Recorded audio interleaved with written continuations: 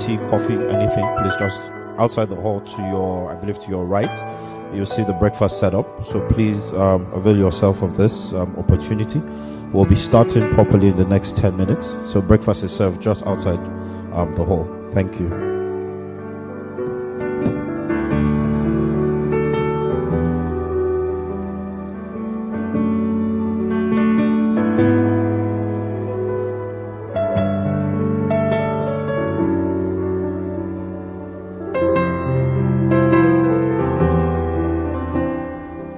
Breakfast is served just outside the hall.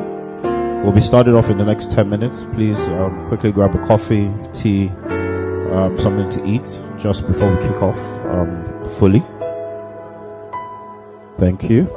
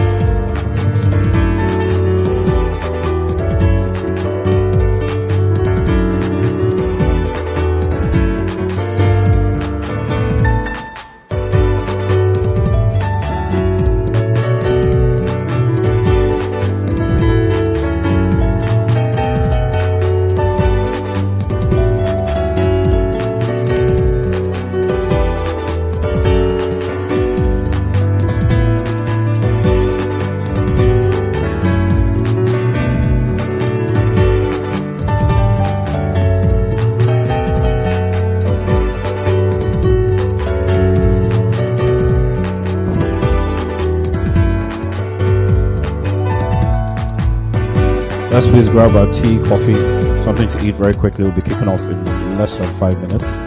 Thank you so much. And we're encouraged that as much as is possible, everyone who has gone to get breakfast should please be seated in the hall in the next 5 minutes. We'll be most grateful if that can happen. Thank you.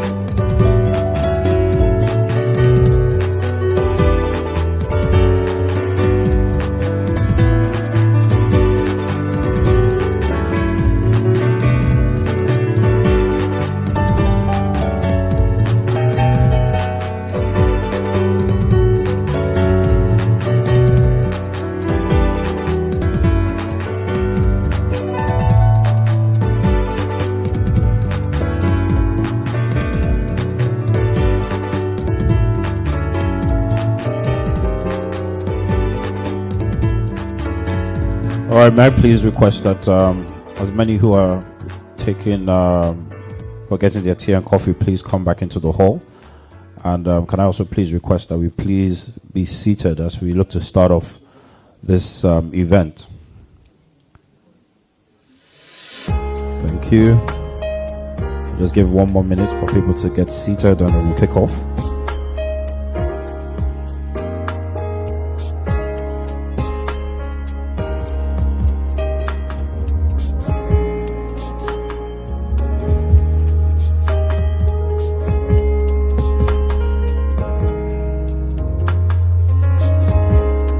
Let's please be seated as we seek to start off this event.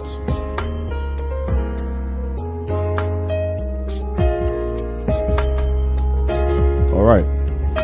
Good morning, everyone. Good morning, ladies and gentlemen. My name is Yomi Amusa and I'm a member of the MBCC Construction and Real Estate Committee. And I'm pleased to welcome you all, both physically and virtually, to this event, the MBCC and FIAPC Nigeria Real Estate Economic Outlook 2023, themed Pitching Your Tent Post-2023 Elections. I'm also particularly delighted to see our council and ESCO members, our distinguished speakers, and all our esteemed guests here gathered. May I please ask or request that we rise as we observe the national anthems of both Nigeria and Britain.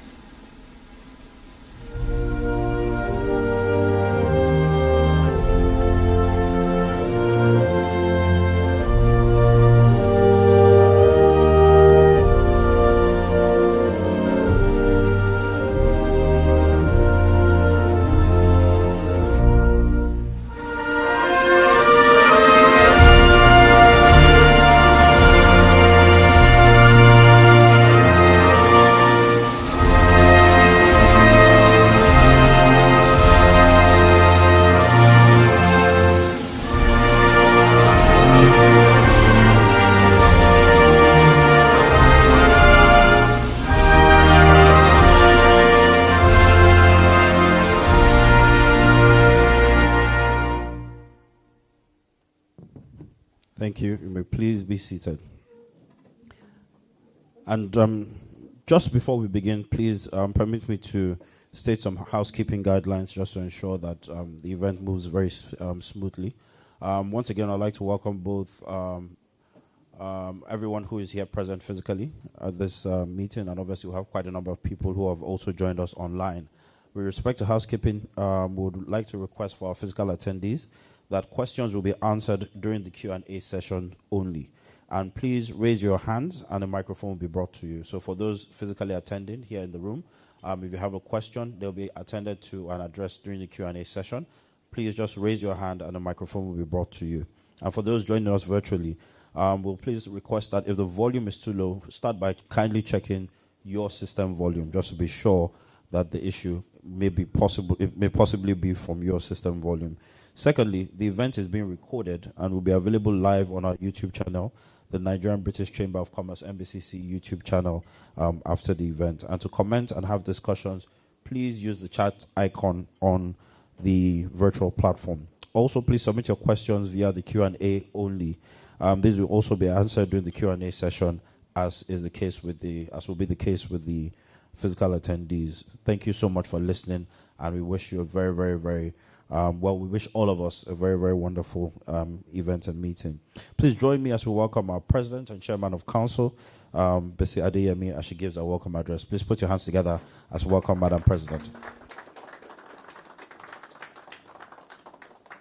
Thank you very much, Mr. Musa. Distinguished ladies and gentlemen, Deputy President, members of Council here present, members of ESCO, ladies and gentlemen here present and online. It's my pleasure to welcome you to the NBCC, particularly this event titled Pitching Your Tent Post-2023 Elections. Like me, I'm sure that you can't wait to hear what the real estate sector portends after the elections. But first, let me start by introducing the NBCC to those of you, and I'm sure there are very few of you who don't know us. We're the foremost bilateral chamber of commerce in Nigeria, and we established 40-something odd years ago.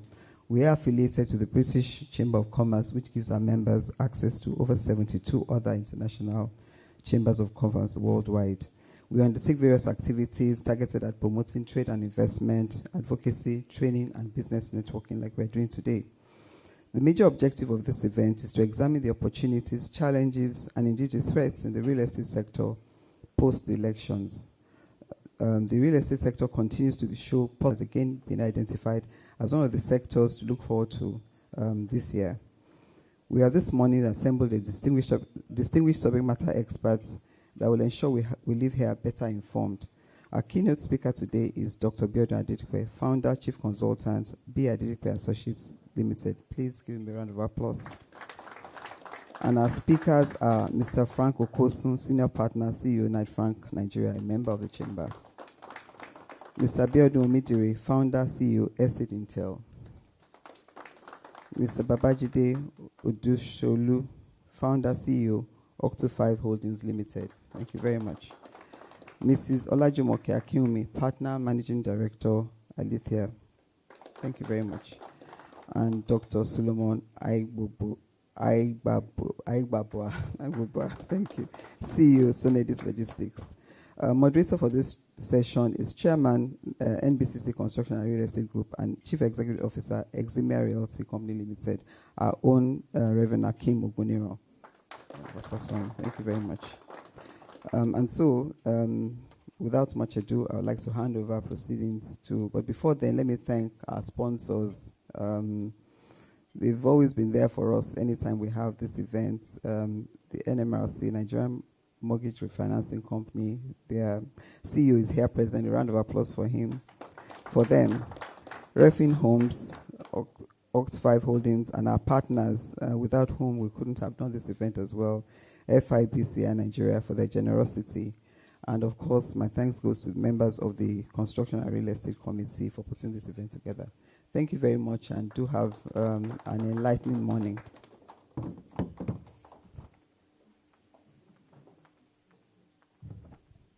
Thank you once again, Madam President, for the welcome address. Let's put our hands together one more time for her. As we proceed, Madam President, I already mentioned the fact that this event could not be, was put together in partnership with FIAPC. And very quickly, we'll be taking remarks from Mrs. Susan Greenfield, International President of FIAPC. Please look to the screen for her remarks. Thank you. Ladies and gentlemen, greetings from New York. For those of you who don't know me, my name is Susan Greenfield, and I'm the World President of FIAPC, the International Real Estate Federation. I'm thrilled to share a few words with you today, even though I couldn't travel to Lagos in person for this trip. For those of you who don't know, ladies and gentlemen, greetings from New York. For those of you who don't know me, my name is Susan Greenfield, and I'm the World President of FIAPC, National Real Estate Federation.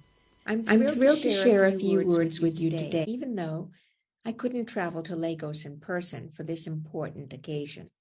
I would like to start by congratulating both FIAPC Nigeria and the Nigerian-British Chamber of Commerce for what I'm sure is the beginning of a very successful collaboration, leading to tremendous opportunities for both parties.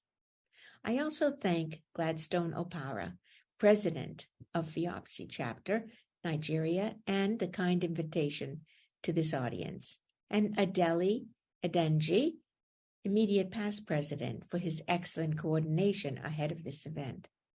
Please also allow me to speak a little bit about FIOPSI. Created in 1951 in Paris, FIOPSI is a worldwide networking organization for all professionals associated with the real estate industry. These include architects, developers, and constructors, investors, asset and property managers, brokers, and real estate agents, PropTech companies, lawyers, notaries, and other experts. Since its creation just after World War II, FIOPSI continues to strive for peace and for building a better world through a multidisciplinary exchange, sharing knowledge and best business practices at the national, regional, and international levels. We are present in more than 70 countries through national and multinational federations. Since 1952, FIOPSI holds a special consultative status at the Economic and Social Council of the United Nations.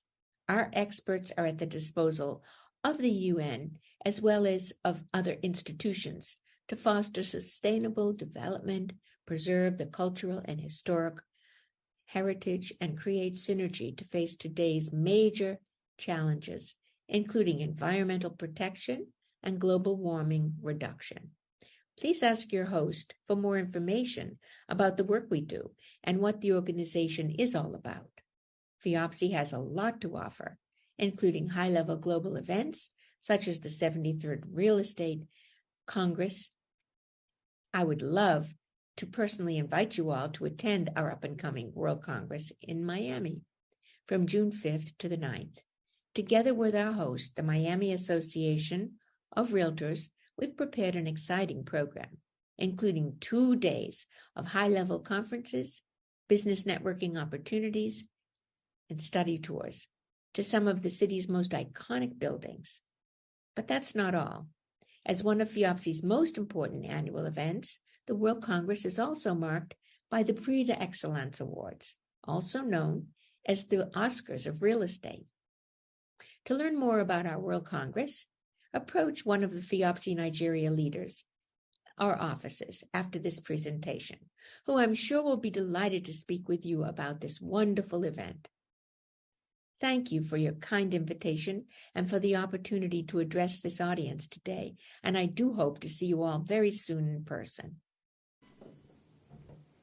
All right, let's please put our hands together for Mrs. Susan Greenfield and for the remarks we've just heard. Once again, this event is a FIOPSI and is a joint event with the FIOPSI and the NBCC, and so far I believe it's been worth our time. Very quickly, as we progress to the reason why we're here to obviously dive into our theme, which is pitching your tent post 2023 elections, and we have very well prepared for this a guest speaker, and after which we'll have panel discussions. But to welcome our guest, our lead speaker, I would like to please welcome to the podium Mr. Akeem, Reverend Akeem Oguniro, the chairman of the Construction and Real Estate Group of the NBCC, to please do the formal introductions of our lead speaker. Please put your hands together as we welcome Reverend Akeem Oguniro. Thank you very much. Let me also properly recognize the presence of the FIOPSI president, Mr. Gladstone Opara. You're welcome, sir. Thank you. Of course, Dr. Adedipe has a very long resume.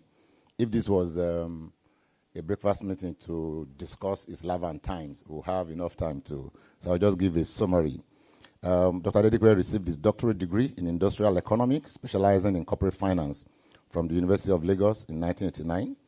After receiving BSc in economics, first class from University of Ife, now Obafemi Awolowo University in 1980.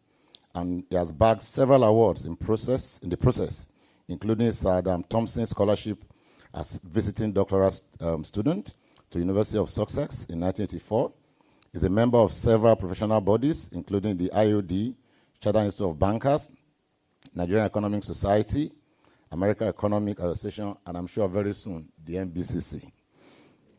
Biodun's technical expertise is wide-ranging, covering corporate strategy, research and economic analysis, solving complex business problems, and assisting clients to execute business solutions in line with their corporate strategies. Please join me as I invite our lead speaker, Dr. Biodun Adedipe, to the podium.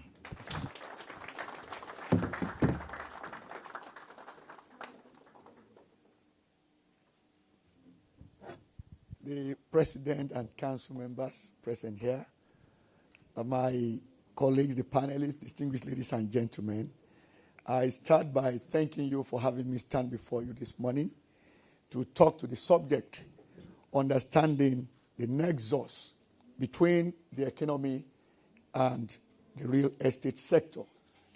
Hopefully, I'm not going to exhaust the entire 30 minutes because I put my deck of slides together in such a way that people can take this away and see a number of the details in there. But I will go through an outline that talks to first. Thank you. I'll do a quick introduction that gives a window into that nexus, and then look at the economic context, global and then domestic. And of course, look at real estate in terms of what are the drivers there, then conclude. Now, like the joke Tom Peters always makes, because of the need to manage time, what I've done is the opening statement in my presentation is also connected to the closing statement. So what you hear me say right now is also going to be what I will conclude with. And that statement is first to recognize that the typical real estate sector is systemic in every modern economic system. And the whole idea is that if anything goes wrong with that sector, it immediately affects the economy. And if that sector is also growing and buoyant and given the right position it belongs to, it also helps the economy to grow. Now, it means then that we recognize it from two perspectives. One is that the sector creates value on its own, but also it creates value for several other sectors. So, and that is why I made that reminder it is systemic. Its activities fuel demand in sectors like cement manufacturing, the entire value chains in cement, in steel, in paint, aluminum, housing, building, construction, architecture, urban planning, financing, and so on and so forth. Now, where the sector is mature, the performance serves as either a leading indicator of the health of the economy or what we may expect to happen within the next 6 months thereabout. But usually in economics, we look at it as a 6-month lead indicator of what will happen to the economy, which means if activities there are thriving and robust, then we say we expect the economy to remain strong over the next 6 months at the minimum. But whenever we see trouble there, then we say there's also trouble coming for the economy. Perhaps the latest one we can make reference to is the second largest economy in the world, and that is the Chinese economy. Now, in 2022, the government took a position that looking at our economy, where the real estate sector accounts for about 34% of the GDP on the one hand, and on the other hand, that sector had been struggling in the last few years. So the government realized that there was a need to change two things in order for the Chinese economy to escape contraction in 2023. First is to do something for the real estate sector. And so what the Chinese government did was to put together a huge sum of money to intervene financially in the real estate sector and make all the players there to restructure the non-performing loans in that sector. So that was on the one hand. Then the second one was the popularly discussed zero COVID policy reversal.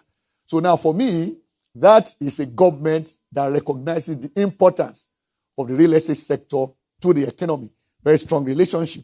Now, the other thing I want to mention here happened about 13 years ago. That was when we were discussing, I did this on the platform of the Central Bank of Nigeria.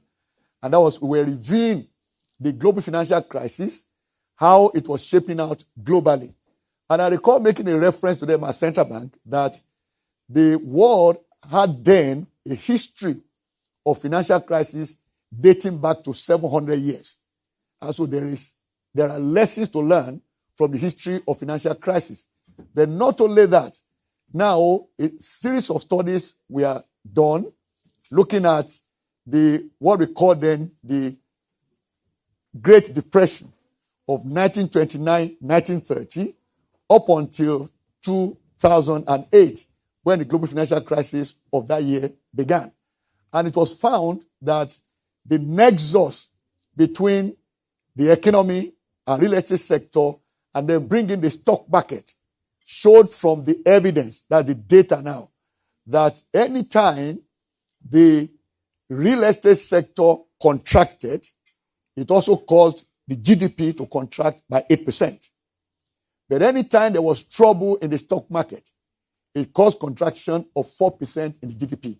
Which goes to underscore that historically, especially in the last 100 years thereabout, that the real estate sector is in fact more important to the economy than the stock market. Okay?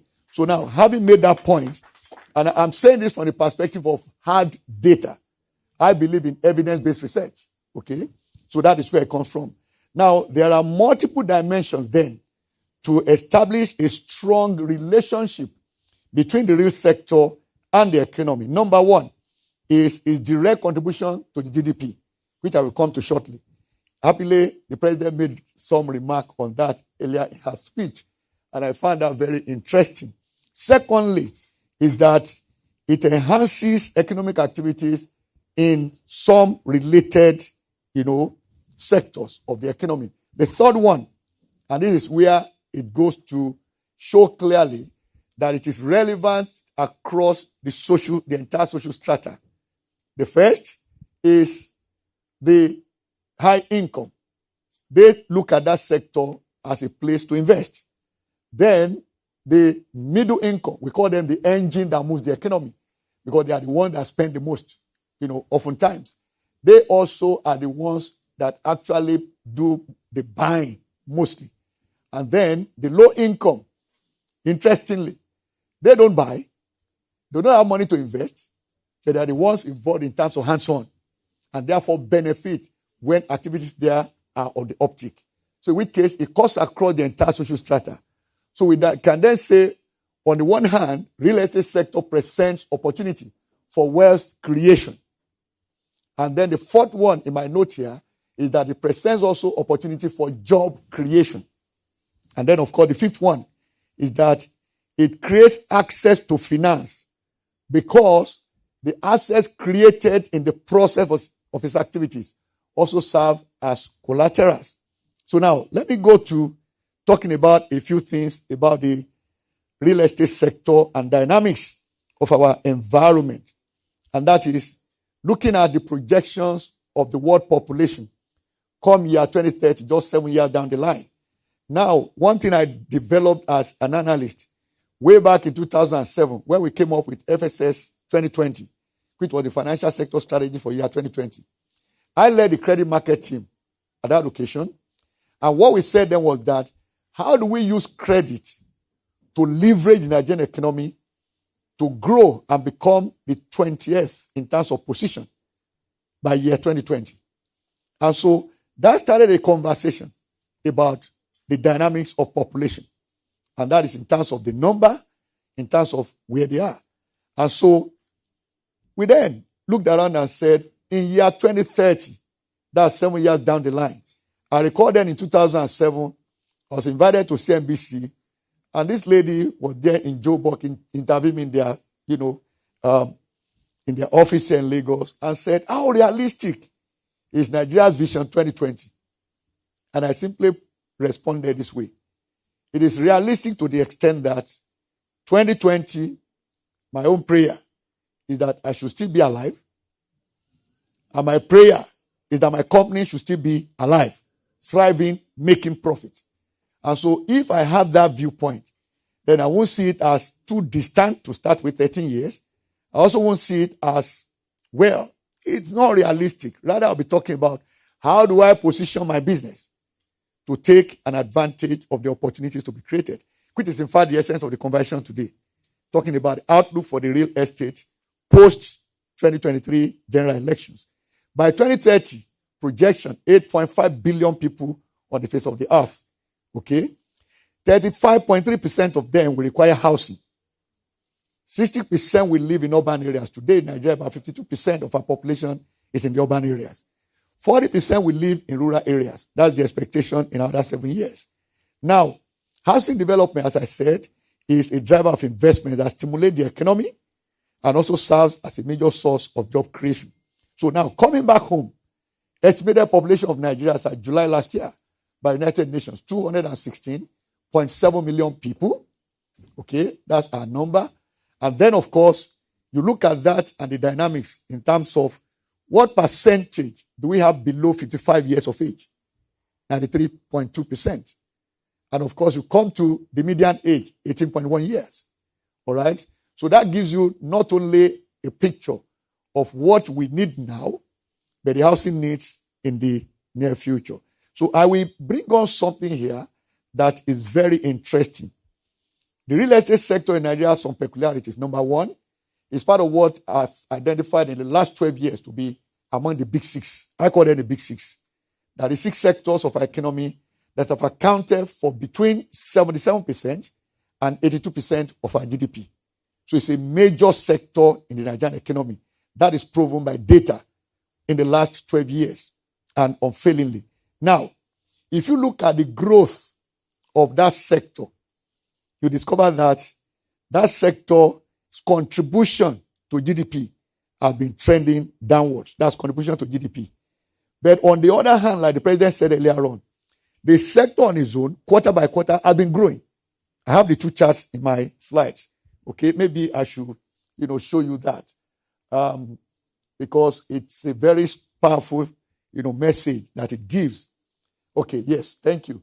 Now, this shows you the downward trend in contribution of the real estate sector to the GDP.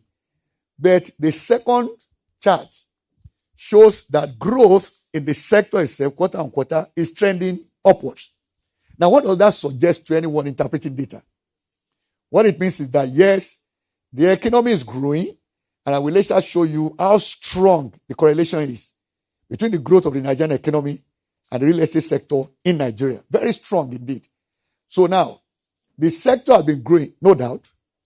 The economy has been growing, yes, but its contribution to GDP has been trending downwards. That means somehow, somewhere, some other sectors have been growing at its expense. That's what it means. So in which case, the opportunities within that sector were not yet even scratching the surface. There's a whole lot more room for investment. So now I will go on to this slide. Just shows us the trend with the Nigerian economy and what has been the pattern. All of these are based on official data. I will skip this one because it talks about population. This is where the remark I made earlier on, the big 6 sectors, agriculture, you see there ICT, trade, and then manufacturing, and of course mining and quarrying is where oil is. Oil, in fact, is less than 6% of our GDP in terms of contribution to GDP. And then, of course, we have real estate. Like I said, those 6 account for over 77% of our GDP. Now, where I want to go to, like I said, all of this will be taken away. But the real message here is that I will use this as a reference. We call this the Purchasing Managers Index. And this is the one done by Stanbic IBTC every month. Now, if the PMI is above 50, that gives you a signal that the economy is expanding. And therefore, over the next 6 months, there's a view that the economy will keep expanding. Where the PMI is below 50, that means that business condition is deteriorating. Okay?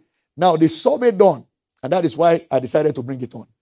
The survey done monthly by Stanbic IBTC covers 400 companies in 5 sectors that include construction.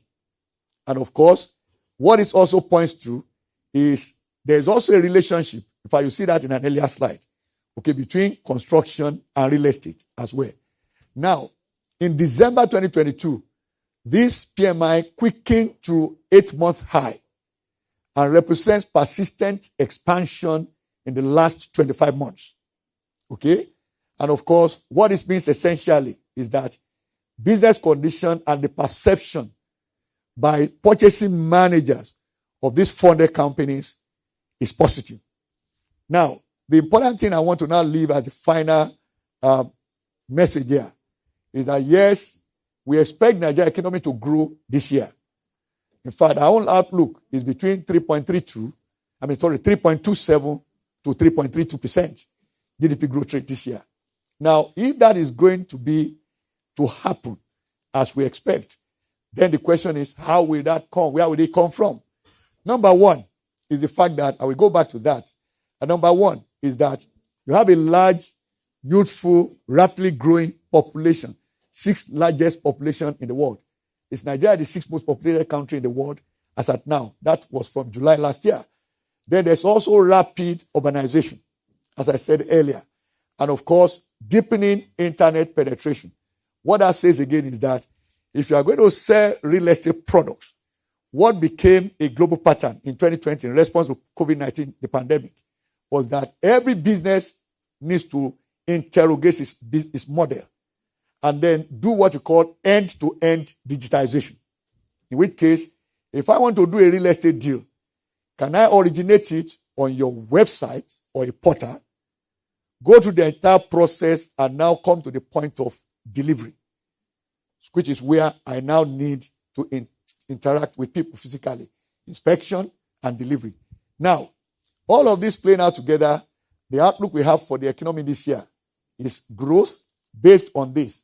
If you check between January, September 2022, our economy grew on the average by 2.97%.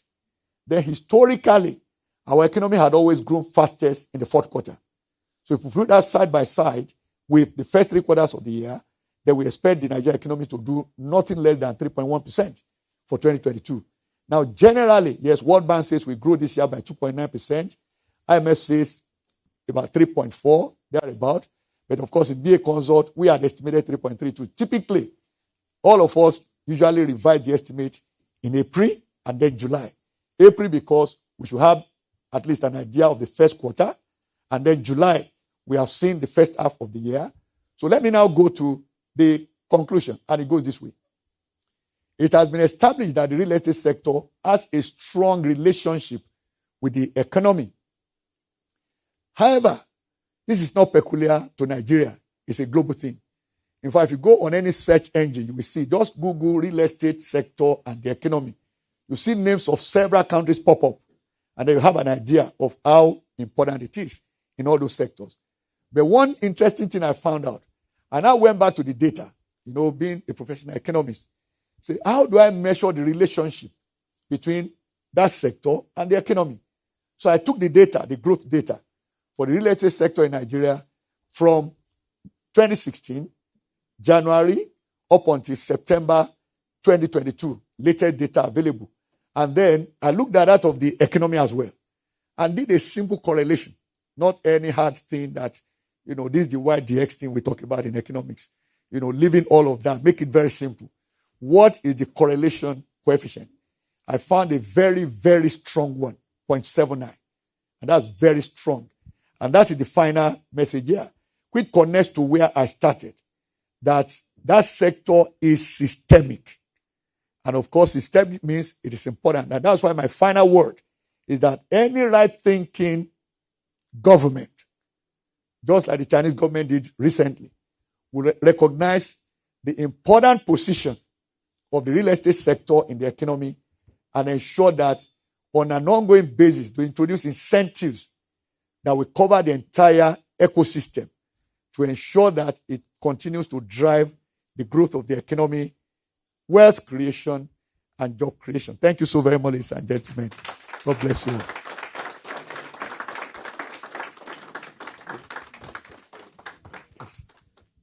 Thank you, Doctor. I think Doctor deserves another round of applause. Thank you very much. Now, one thing we have decided to do differently this year is to go a bit more granular by looking at specific sectors based on what we have seen around the economy. We're looking at specific sectors, and what we've also done is to invite subject matter experts for each of those sectors. So we have office, we have retail, we have housing, affordable housing, and logistics, and that's what we're going to do now. They're just going to come up and make short presentations, 8 minutes to 10 minutes, each of them. And we already have their slides. We've been talking for the past 2-3 days, and we've agreed on the format for this.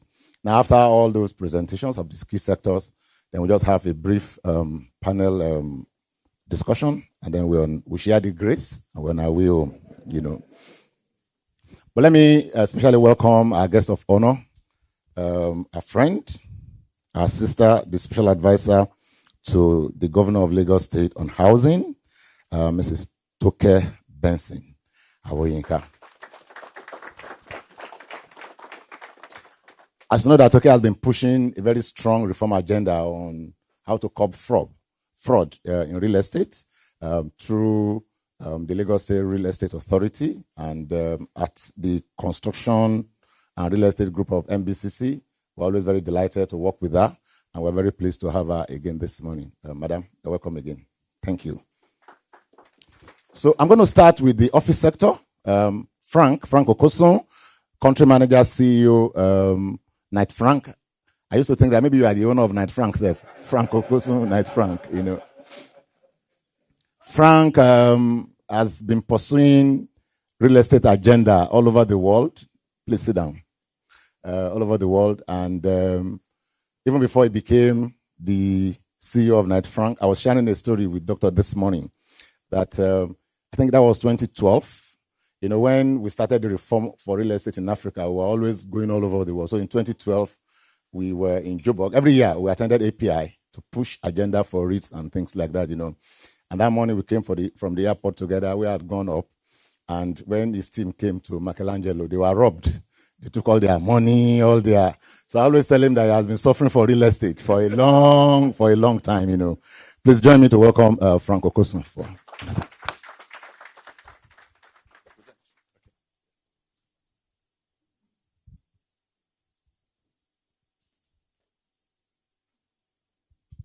A very good morning, all. I'm happy to be here. Don't mind my chairman.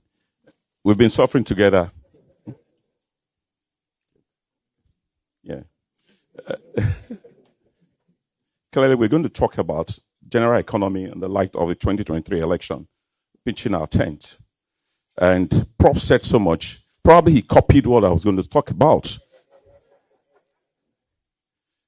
With the upcoming 2023 general election in Nigeria, with just a few days to go, it has caused a wave of political tension. We all know what is happening now with the economic slowdown. This is a peculiar cycle, like I was telling Prof and Co. Every other year when election is coming. We are dealing with these previous elections in our country. So much stress everywhere. But financial experts like Prof has said are in the opinion that the Nigerian economy will continue to slow down. It will slow down this year, whether we like it or not.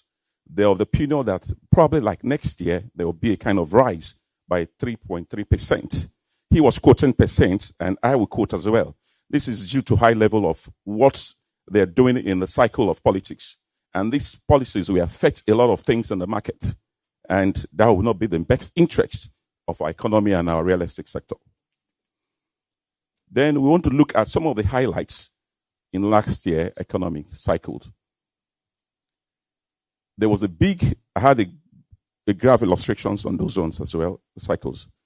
Our reserve came down from 41 point, we had about 41.19 billion US dollars in the last quarter of 2021.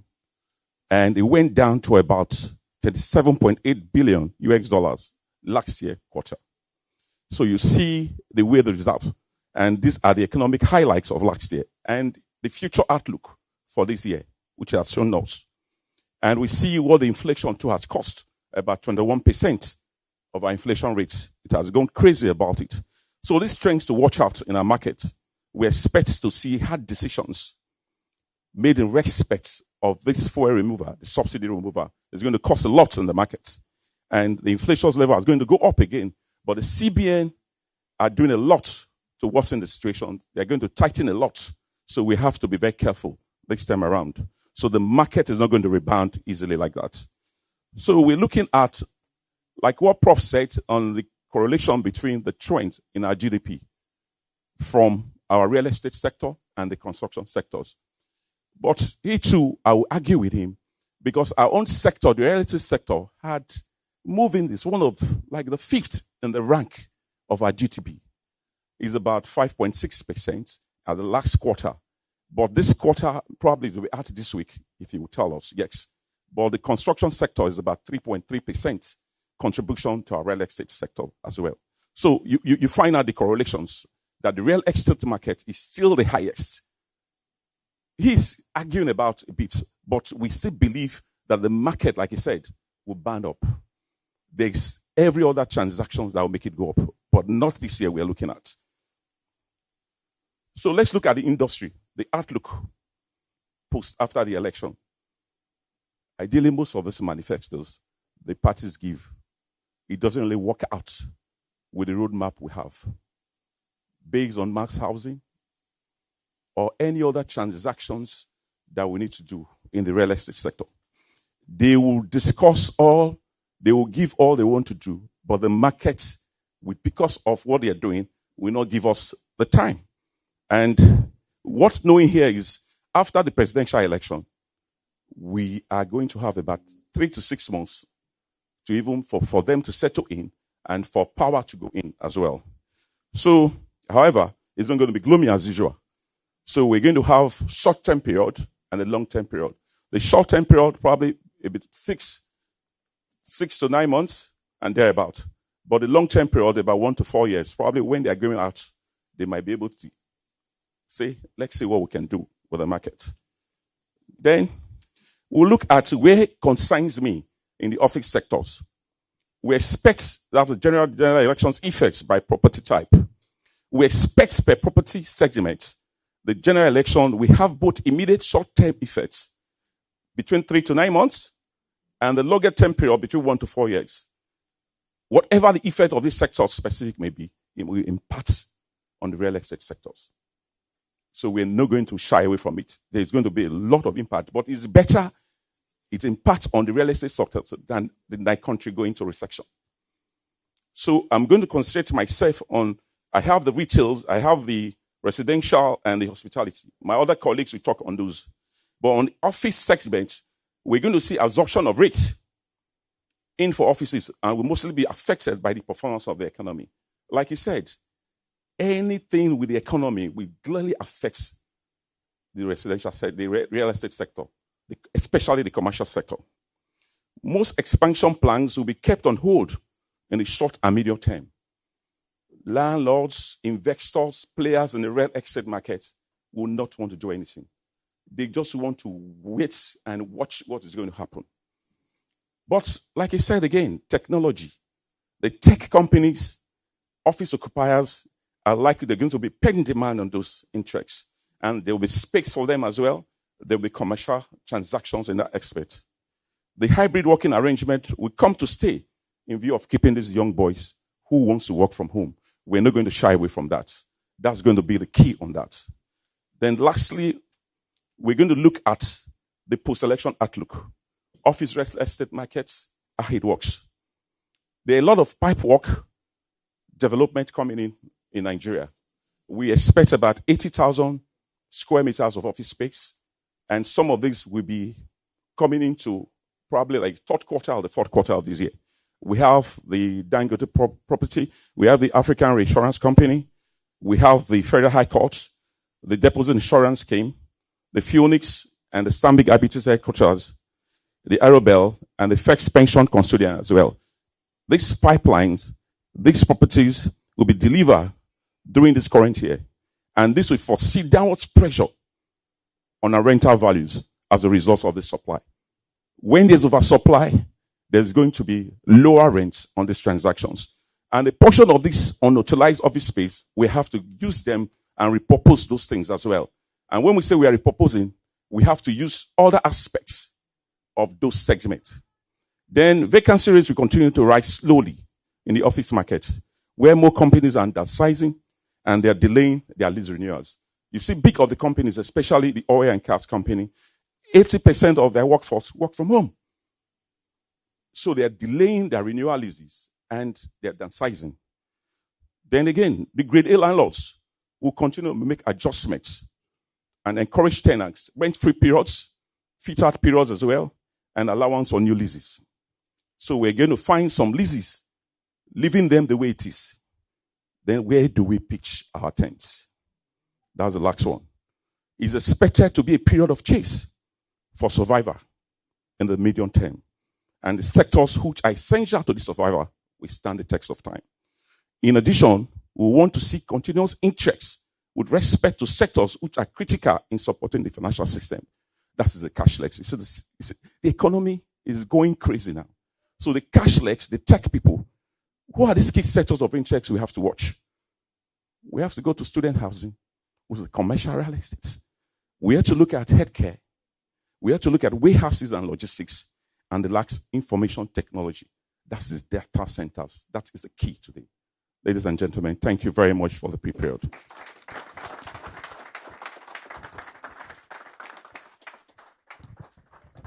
Chairman.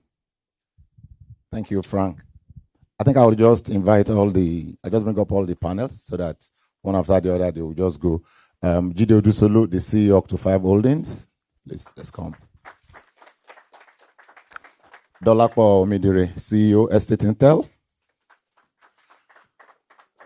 Jumoke Akinwumi, MD, Managing Partner, Alitia Capital. Jumoke and I will agree on everything in real estate, but he's supporting a wrong club, so that's the only thing that we disagree. Yes, it doesn't support us now, so we're always disagreeing. Yeah. But he's not supporting Chelsea. I say Chelsea fan looking at me, Let me also bring to board Dr. Solomon Aigbava, CEO, Sonedis Logistics. I'm a logistics person myself, by way of disclosure, and I happen to be the chairman of the board for Sonedis Logistics, just to fully disclose. I'm going to ask, Frank, you have to come back, and Doctor too, to come back for the panel. Let's just get ready for the panel discussion. Jide, you are next. Thank you.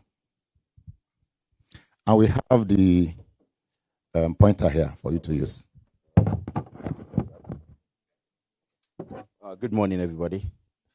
I'm just going to continue from where the good doctor started from. And while Frank has tried to paint the glass half full, glass half empty picture, the interesting thing that I want you to take note of is can I have the slides, please?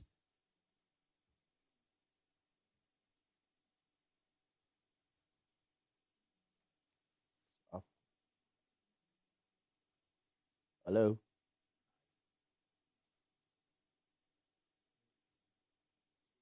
Anyway, I'll keep talking and then they'll bring it up. So one of the things we try to do in our organization is to assess the data to define where the market is and where the market is probably going. And I love the way Doctor has put it. Something that always frustrates me when we talk about Nigerian economy is the lack of understanding of how the real estate market has a higher impact point than most people tend to realize. As we're all discovering right now with the cash crunch, there's a huge population of people who don't bank. I mean, I checked the EFNA index for Nigeria for last year, and over 30%, there are over 30 million people that don't even have a bank account. Now, a large number of them happen to be in our constituency because, for instance, if you go to most construction sites right now, they're shut down. And the reason is very simple. Our workers take cash. I mean, we went to cast last week, and the malams all came very early in the morning. The materials were all out there. And then they turned to the guy and said, Oga, Kaukudi. And I said, transfer. You look at it like, go, dude, are you off your rockers? We're not taking no transfer. And there was no casting. If you drop down, we're in Lekki right now. If you take a drive around most of the sites, they're all shut down. And the reason is because there's a disconnect between what the real market is and what the English speaking, which is all of us in this room, what we think it is. There's a huge population of people who live on 1,000 naira or less per day. And those people are the underbelly that drive our economy. We're 500 billion, or what they call it right now, GDP. But that 500 billion, if you really check, 70% of it is in the informal sector. And when I say informal, I mean the informal of the informal. Okay, so one of the challenges we then tend to have is, how do we know where the market is? Yeah, we keep talking about that Nigeria is the 6th largest economy in the world. We have a huge potential. People like Toke's agency keep banging their head because every day people go to cry to them that somebody took my money. There's a landlord that sold me voodoo house. And they keep wondering, where did this money come from? Because you see the guy that's crying that he's lost 200,000 naira, 1 million naira. You're like, where did you find 1 million naira? But these people keep aggregating the money. So one of the things we try to create in our organization is something we call the disposable income pyramid. And it's like a yo-yo ball. This thing keeps changing every other month, because what we try to define is, where is the market? Where are the people? What is the disposable income of the average person? And a simple test I always give, well, before this current situation. Now, if I do it, I will fail, but normally I pass. I always ask people that, how much do you think you actually burn in a month? Now, most of you can probably tell because you're looking for naira. But before now, probably you couldn't tell, because the average person in this room probably burns at least 100,000 naira a month, unknown. The 500 naira you give to the guy who comes to knock on your glass, the bottle of Coke you drink. I won't even go to the air that the women make, but you understand, you get a picture. So it keeps fluctuating. But one of the things we found out is that over 28 million Nigerians burn at least 120,000 naira monthly. And the reason why they burn this much money is because we actually do not have a defined credit system. And because we don't have a defined credit system, people like Kende have been doing so much work trying to create mortgages in Nigeria. It doesn't work because we do not do defined credit. We rather trust the communal collections we do and the aggregation of money that we do than to go into a systemized way of aggregating capital. And that's why the banks think the currency seizure that they're doing works, but it's not working. Because my projection is that by the end of this exercise, you find that much more money is even going to be outside the bank than is going to go in the bank, because the distrust of the bank is going to increase. The distrust of government is going to increase. And that creates a problem, because for people like Las Rera that's trying to stop fraud, you're going to have a bigger problem. Because people are going to be exposed to higher degrees of fraud, because money will not be chasing safe labor. You'll be chasing where to hide their money, where they can put their money in. So for us, one of the things we keep asking ourselves is, how do we even define the number of people we're talking about? Now, in trying to understand this, we decided to use Lagos. Since we're in Lagos, we use Lagos as a base example. I mean, we're going to give out the slides, so I'm going to just run through them. And we realized that in Lagos, there are at least 680,000 people who can conveniently invest 150,000 naira monthly towards capital investments. But the question is, where are they? What are they looking to invest in? I'm not talking about you all Banana Island people. I'm not talking about the Atlantic people now. I'm talking about the average working person who's been burnt repeatedly trying to make investments. There are over 680,000 of them in Lagos. To get to that number, we have to look at what the PAYE returns are in Lagos. Over 3 million people are paying PAYE in Lagos, but the total working population in Lagos is roughly about 6.8 million. So that means even Lagos state government is looking for 3 million people that they can't find. And these 3 million people are working in Lagos, and they're earning in Lagos. And you find that the average income in Lagos for people, the over 1.7 million Lagosians are earning over 350,000 naira monthly. Over 1.7 million Lagosians. Now, the problem on the flip side is that we have housing, but the housing we have tend to be deficient. 70% of us live in substandard housing. And that includes all of you in Ikoyi, by the way. Because it's not premium housing when you have to go and dig a bowl. It's not premium housing when you have to have 5 generations in your house. It's not premium housing when you have to have your guard, then you have your megad, then you have the megad that charges the megad. Okay? Because if you go to more developed societies and you say you live on the millionaire's row, even you, when you get to that street, you behave yourself. But you walk into Ikoyi, go down Gerard, and you see the aboki right next to you, and you're actually even uncomfortable in your house. That's not premium housing. So our housing deficit cuts across the entire spectrum. And that's why you find that our houses tend to be overpriced in Nigeria. And then we price out the market that needs the housing. And then we end up with houses that are also empty. So people like Frank, that's talking, where is he? That's talking about how the market is because you have a lot of houses that are empty because people that need the houses, that can afford to pay for the houses month on month, have been priced out. And then here's where the paradox then comes. Now, then they then go to the houses that they don't want to live in, but they can afford to buy, and they price out the guys that need those houses. So the guy who lives in Ikoyi that's struggling to pay his rent because he has to struggle to pay his rent goes to buy the houses that are in Lekki Peninsula, and he becomes the landlord, and then he prices out the guys who need the house in Lekki Peninsula. And the guy who lives in Lekki Peninsula goes to Yanokpaja and goes to price out the guys who live the house in Yanokpaja. And then the people that my sister Jumoke keeps advocating for, which is social housing, Lagos state government and other governments build those houses, and guess what happens? You all come and buy them. So there's no social housing. So you have a crisis because you have capital chasing investments, and there's a mismatch. And that mismatch keeps growing because we're not positioning the products right. So for me, one of the questions I keep asking myself is, how do we begin to position the products right? So using Lagos as an example, we looked at what's going on in Lagos right now. Despite the election, this is a very slow year. This year is going to be relatively flat, but we looked at what's going on and we said, where are the growth sectors? There's a lot of things that are going on in Lagos. And what we found out is that you can easily dimension the Lagos market for the middle market, for the middle housing. What we call middle housing is houses priced between 6 million naira and maximum of 30 million naira. We feel that's a sweet spot. That spot, you can actually get a guaranteed market, and people like NMRC and their mortgage partners can easily you can offload to them, and they can on-lend for those houses. And we found out that you can easily dimension the sectors where those houses are into three. You've got the Ekpe, Ibeju, Ikorodu axis.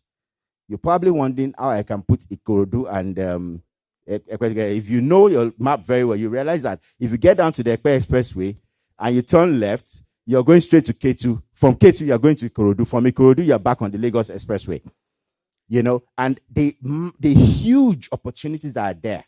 Unfortunately, that self-perpetuating crisis we have right now, people are buying those lands and they're not doing anything with them because they're basically just land banking because that's what their money can do. But there's a huge market in that sector. You have, and that sector is also helped with all the investments in infrastructure that Lagos State is already putting in there. And let me say this. I always say this, and some people almost crucify me when I say it. The Dangote Refinery, the Lekki Free Trade Zone are huge commercial opportunities that's creating a whole new sector there. But don't go buying land next to refinery thinking you're going to build your dream house there. You're not going to build your dream house there. What you've just bought is garage. Because when the Lekki Refinery starts operating, you're going to have over 3,000 trucks daily on that road. So when you're taking positions along the Lekki Free Trade Zone, around Dangote Refinery, you should be looking at warehousing, garages, repair centers, eateries, and all those kind of opportunities. But that's not what I'm here to talk about, so I'm going to skip that. So when you go down into Ekpe, you have a lot of opportunities going on there. You have a new road project being done. You have the proposed Fort Mainland Bridge, which is just going to open up that entire corridor. Then if you leave that axis and you go to the Agbado Badagry, now that is a beautiful area that for a long time was an orphan because of the poor roads. But Lagos State has now opened up the Blue Line Rail. And what the Blue Line Rail basically does is that it opens up the potential for the regeneration of places like Festac that become abandoned because people weren't living there anymore, because to get from Festac to the island is torture. But now, with the Blue Line being opened up, with the new road projects being done, what you're going to find is a lot of people are going to begin to move back into those areas, and those areas are going to start growing again. Then, of course, you've got, now this last part, I don't like it because I'm from Ogun State, but I have to call it that. We call it the Greater Lagos Initiative. But basically, it is Lagos swallowing Ogun. Because what you find is everything from 7-Up, and you begin to push down the Lagos-Ibadan Expressway, is a landmine of opportunities, a gold mine of opportunities. And they keep growing. So what you find Lagos increasingly doing now, and we project that it's going to continue to happen over the next 5 years, is that very soon you'll find that the whole of Ijebu axis, and it's already beginning to happen, by the way. Some estates that tell you that they're Ibejuleki, they're not Ibejuleki, they're Ogun Waterside. I'm not going to mention names. Now, so what you're going to find is that Lagos is pushing into Ogun both ways. It's like a pincer movement. So Lagos is taking over chunks of the Agbado-Agbara axis, taking over chunks of the Isheri, the last Lagos-Ibadan Expressway, and then taking over chunks along the Ekpe Highway. And those are going to be the growth nodes, especially with the infrastructure that's being put in place in Lagos now. Now, very quickly, what conclusion we've come to is that there's a huge rural to urban shift that's going on, and it's going to increase. However, it's a peculiar kind of shift. These colors are deliberate. It's to show you what we feel are opportunities and what we feel are dangers. The families are shrinking. We're now moving into the age of the Gen Zs and the millennials. They speak a different language. They have different demands, and they have smaller families. That's if they bother to have families at all. So what you find is that the days where you're building all those large houses, you're not going to sell them if that's what you're investing in. Now you begin to find that people are taking your old duplex in Lekki Phase 1, and by the time you go in there, you find that there are like 10 different people living in there and sharing. So we're moving away from the old ways. So families are shrinking. Because families are shrinking, large houses are being downsized. It's no longer financially responsible to invest in large housing. It's better to invest in vertical housing or multi-living units. You can call it student housing, you can call it fractional homes, you can call it whatever name you want, but that's where the market is going. There's an increasing shift to rentals, but not your typical rental of pay annual rent. People are now beginning to do pay monthly schemes, pay quarterly schemes, and these are not shortlets. Shortlets is another market entirely. These are people who are basically renting, and some are even renting to own. Those schemes are becoming increasingly the way to go. This one is a big problem. You're having more slums. And if you start the journey from here, if you go down, where are we now? If you go down Admiralty Way to the end, near Freedom Way, and just take a right turn, there's a place called Itedo. There's a disconnect. Just go look at it and you understand what I mean. You can just, to verify what I'm saying, just go check. And that's a problem because of the disconnect and the mismatch in the development going on. Wherever you find a upscale development, you find a slum next to it. There's one next to Banana Island.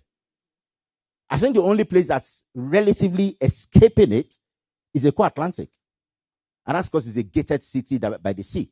And even Eko Atlantic, I can bet you is not really going to escape it unless Lagos keeps doing what it's doing, which is to keep expanding. Because what has simply happened is that the slums of Eko Atlantic are now along, what's that place where you have blue waters? Okwade. They're now at Okwade. Okwade is the place where you have, what's that very popular, that popular building? Yeah, you would know it now. That blue water. It's not blue. Thank you. It's right next to Twin Towers. And you're giving to find more on there because it's a simple logic. I'm a driver. My boss lives in this place. Why in God's name am I going to go and live in K2? So I'm going to go rent that shack next to him, and that's where I'm going to stay. So you're going to have more slums. And it's an opportunity for smart investors to begin to create properly defined micro housing schemes where those people would happily live and get serviced. Nobody wants to live in a slum. Not even the guy that lives in Makoko. Everybody wants a good life. So lastly, the next thing that's happening here is scalable and incremental construction methods. People are now beginning to build in bits. So I buy the property, I have a frame, and I do the first room. I take water, I sleep on it, wait 2 years, and I keep building. So that's the way to go as far as that's concerned. So what are the market shaping initiatives that we see that are coming on very quickly? There are a lot of private sector-led initiatives that are coming.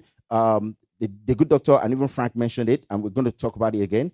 There's an increasing pivot towards flexible payment schemes. Remember I said that there's a distrust of the conventional banking methods.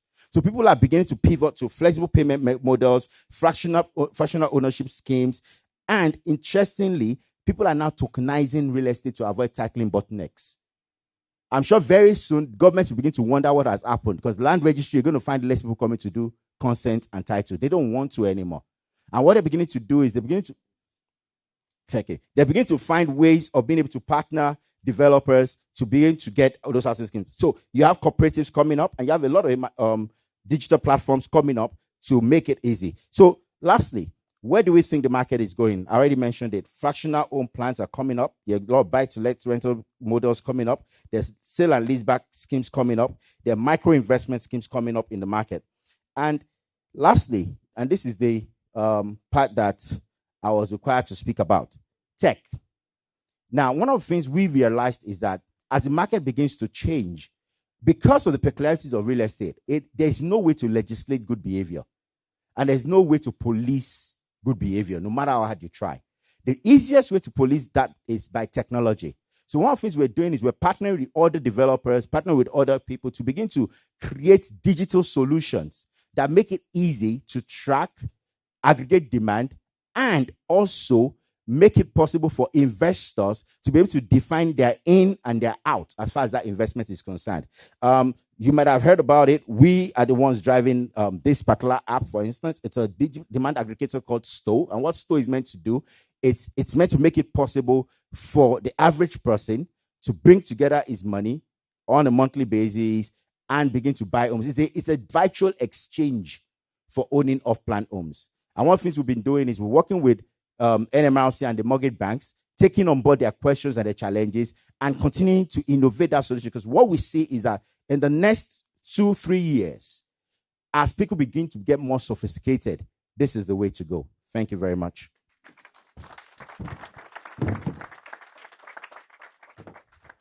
Thank you, Judy. Let's go to the retail market. Dolapo, you're on.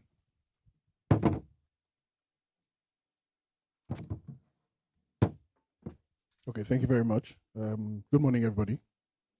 Can I get the slides up, please?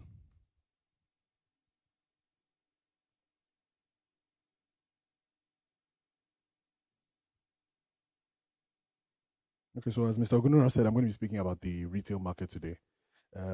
It is, of course, a very important real estate sector that has suffered quite a dismal performance over the past few years as the economy has gone into recession. I think of all the real estate sectors, the retail sector has been most affected, first and foremost by FX, because a lot of the retailers that are operating in Nigeria are importing, whether it's from Asia, whether it's from Europe, whether it's from North America. They are unable to restock. Many of the items that they are bringing in have been banned. And as a result, they are not able to sustain the rents that are being asked for in these malls that have been developed over the past few years. I think one of the important things in that regard as well is that a lot of the big shopping malls that have been developed over the past decade or so are dollar-based.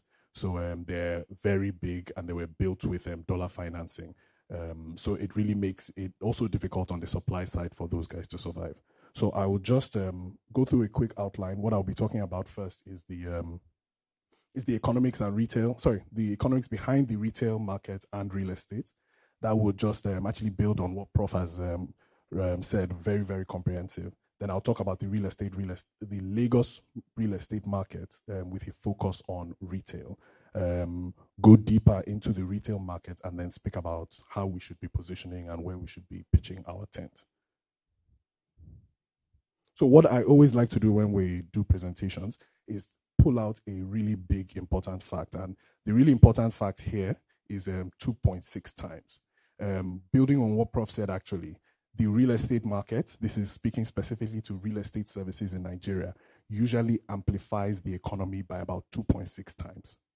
Now, this is from when the data started being tracked in about 2013, so that's 10 years of quarterly data. And what we found is that every quarter, on average, the real estate market will amplify the overall GDP by around 2.6 times.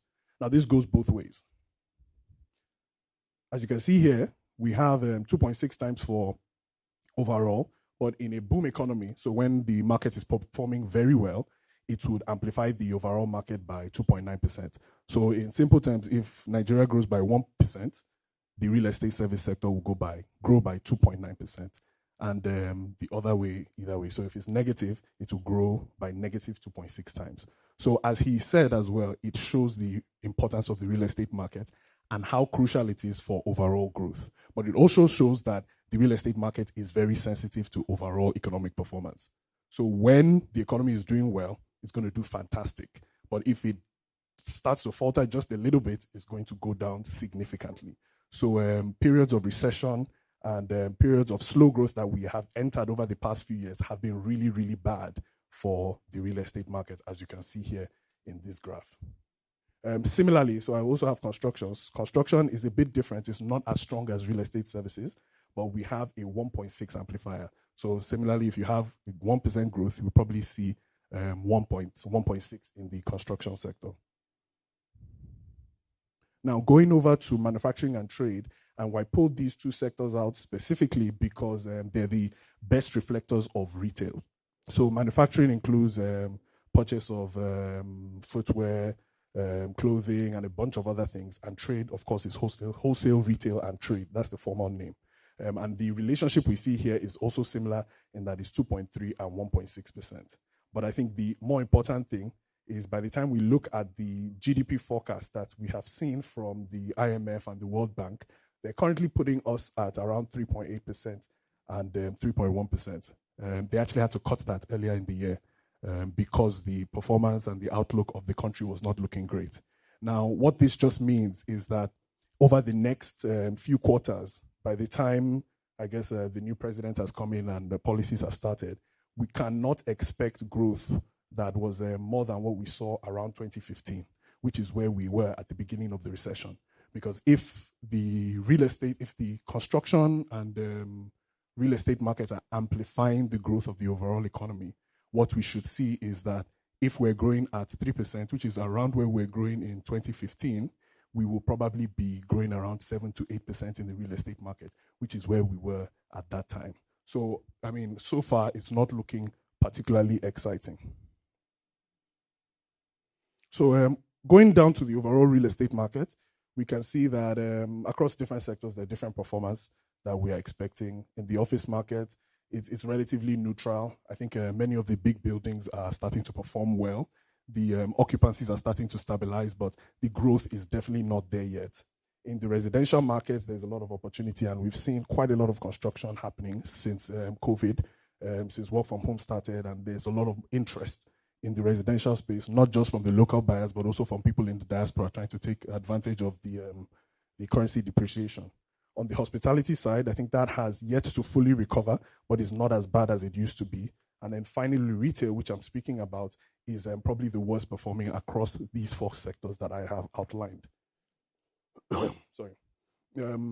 At the moment, we are currently at 227,000 square meters of stock. This is relatively okay, but not as good as you'd have expected if we look back 10 years. And that brings me to the next point on the retail market. So that is a key fact of 3 times less. And this speaks to the growth of the annual stock, in the retail space. We look at the data, we see that in 2010, between 2010 to 2016, the retail market, in terms of the total amount of space available, grew by 32%, about 31% average year on year. So this was the delivery of the big malls within Lagos in multiple locations, Festival Mall, Ikeja City Mall, all these big centers, Novari, Lekki, etc. But over the past 6 years, that has grown, or that has reduced to around 10%.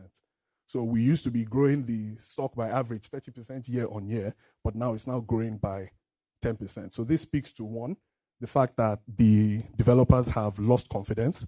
If we look at the retail pipeline, it has the biggest pipeline, I think around 400,000 relative to total stock. That just means that a lot of developers have said, oh, I want to do a shopping mall here, I want to do another one here, but they have all remained conceptual. And this speaks to, I guess, the lack of confidence that we have seen in the space. In the same regard, we can look at the occupier side, like I mentioned. What we've also seen is that on the occupier side, a lot of them are struggling to pay the rent. If I'm earning money in Naira, I'm selling either pharmaceutical products, clothing, and I'm collecting the money in Naira, and the landlord is saying, come and pay me $60 per square meter per month.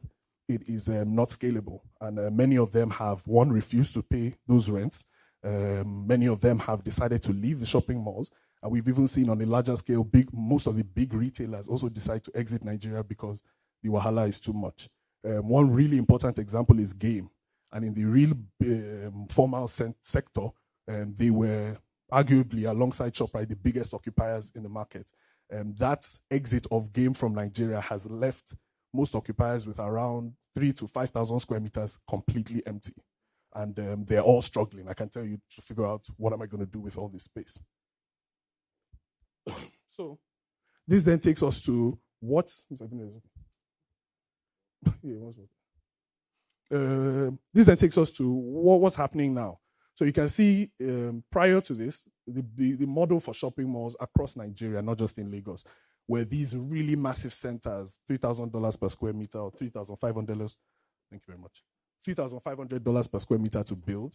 That would take maybe 3-4 years, sometimes even 5 years to execute. But it's not working anymore. So what we are now seeing is that developers are pivoting to something a bit more scalable. Thank you. It's okay.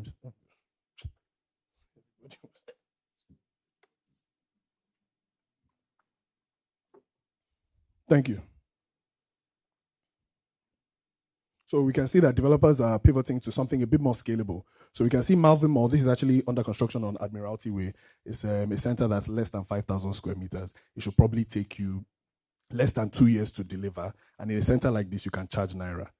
It's unlike the really massive centers that will take you 6 years to develop. By the time you've done it, you've taken a loan from IFC, which is not bad, but taking a $100 million loan to fund, and you need to continue paying that in USD. Whether dollar is 100, whether dollar is 1,000, that money has to come out. So what we're seeing is that a lot of the retailers are now pivoting or either stopping development of these types of these large centers altogether and leaving the development of retail to small local players who are flexible enough to adapt to currency and deliver what the local market needs. So this Malvern Mall is being developed by a company called Homework Group, and they do lots of residential, retail, and some commercial property activity in Lagos. Okay, and finally, just for where we should be positioning, I think we've done a simple graphic here that just outlines the various sectors in the real estate space. And I'll start with the very end. This is A-grade malls. A-grade malls are the really large centers, the destination centers of, let's say, 20,000 square meters and above. That's Novari Lekki, Ikeja City Mall, The Palms.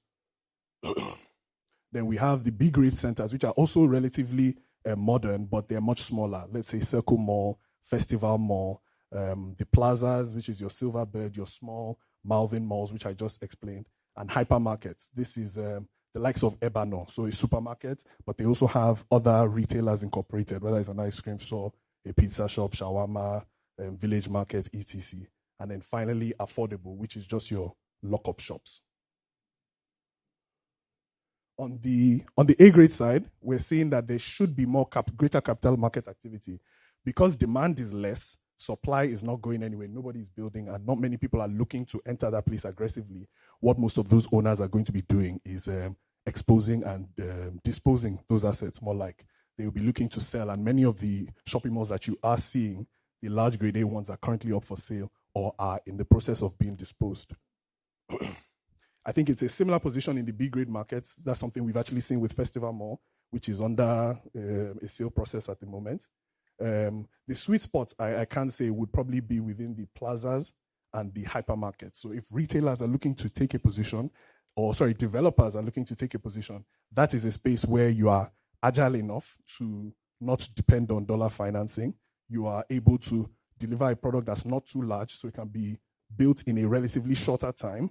And you can also find tenants that can afford it because you're not asking for dollar rents or you're not asking for something that's extremely expensive.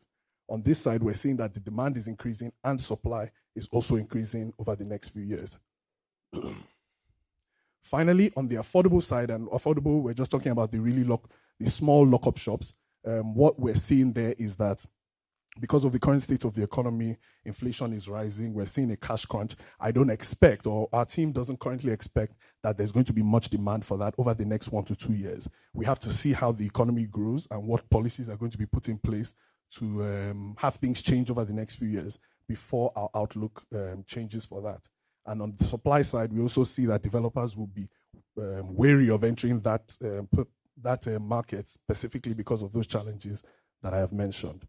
But altogether, speaking on a comparative basis, the retail market has been one of the worst affected. And it's unlikely that the growth that we're going to see in residential, even office, and some of the exciting new sectors like student housing, data centers, logistics will be replicated within the retail sector.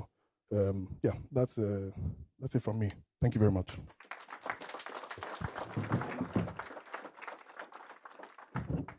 Thank Thank you, Dolapo. Please, let's get our questions ready because after their presentations, come straight to the audience.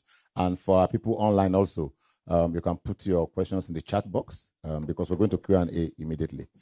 Please let me invite Ms. Jumoke Akinwumi to look at affordable housing segment. No, that's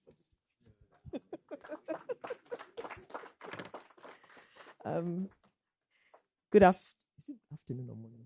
Still morning. Good morning. He got us out of bed too early. Good morning, everyone. And thank you once again for the invitation.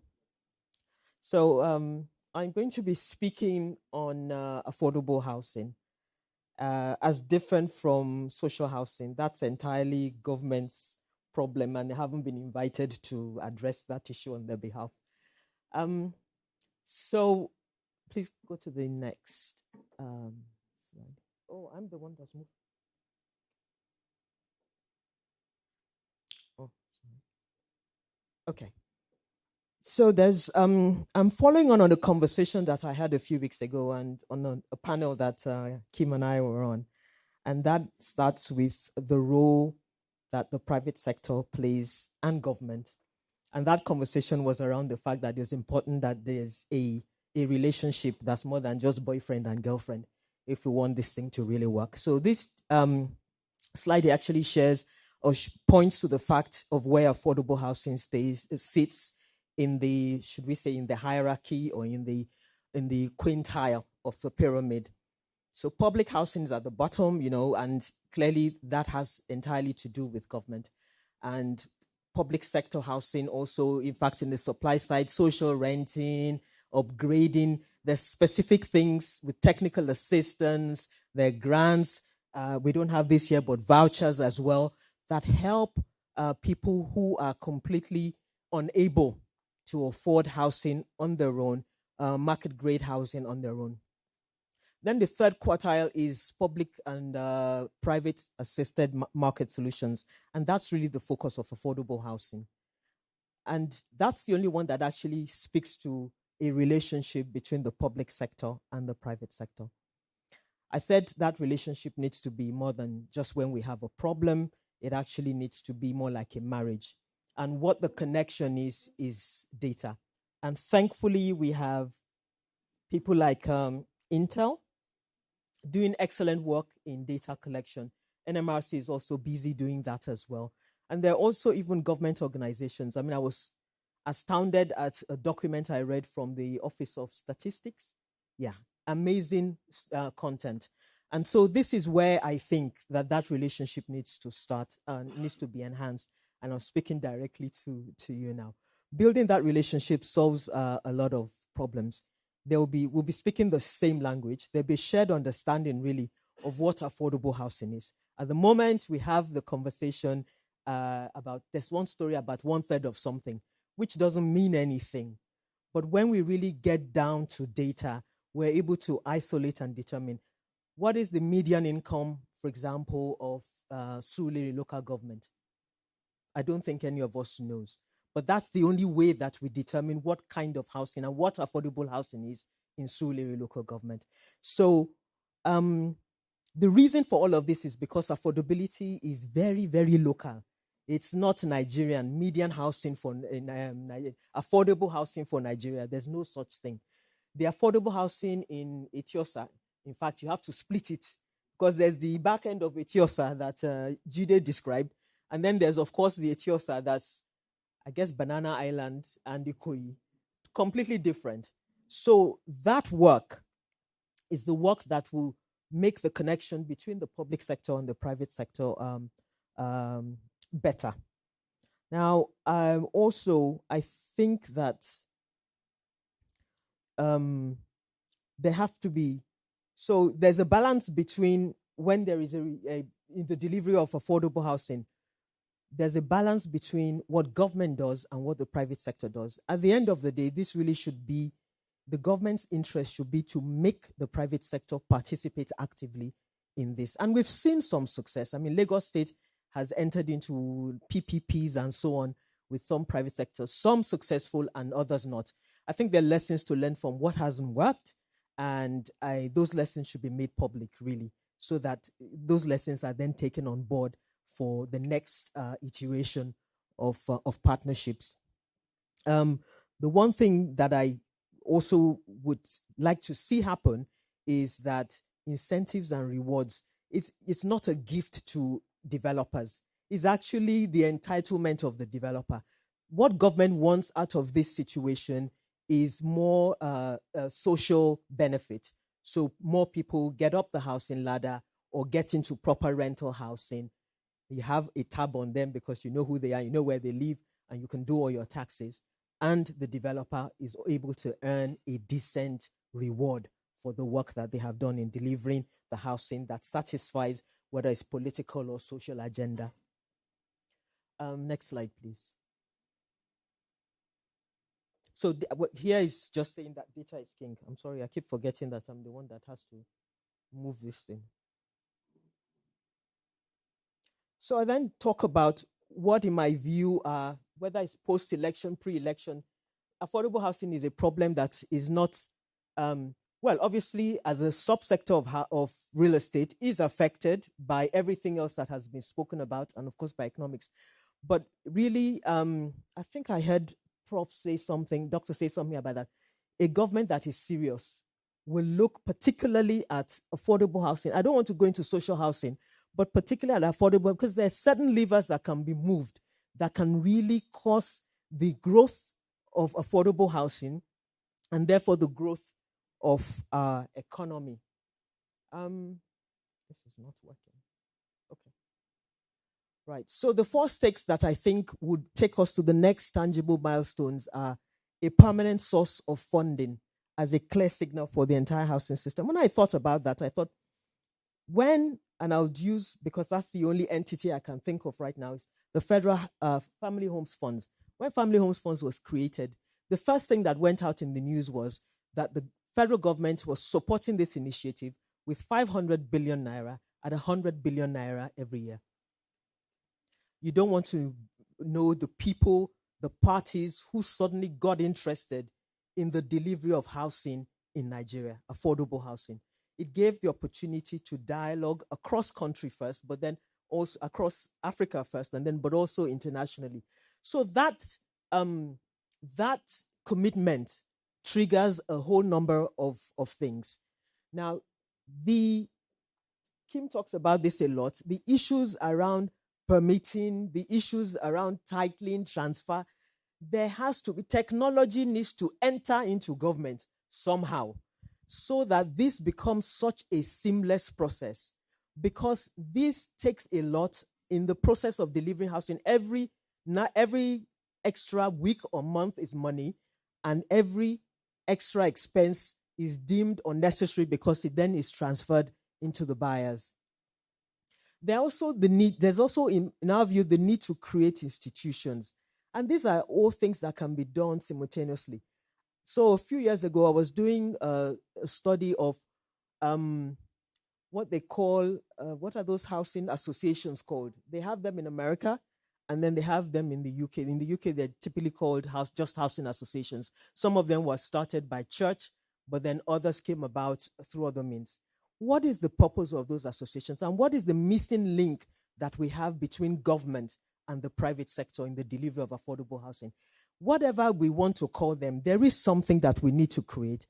And those entities are the entities that are able to get funding from government, but are posited as private entities. And again, I will use the example of the Family Homes Funds, because that's the example that really has demonstrated that it is possible. And it's, people think Family Home Funds provides social housing, and I think they even say so themselves. But this is a for-profit entity. I mean, yeah, they do make profit, right? Major profit. So the idea that it is social housing and all that, I don't know where that came from. But this is the kind of entities that we need to create that on their own are able to attract also other sources of funding from the private sector, whatever funds and so on. So the universe of funding also, in my view, has clearly expanded. And there are now sustainable sources of funding.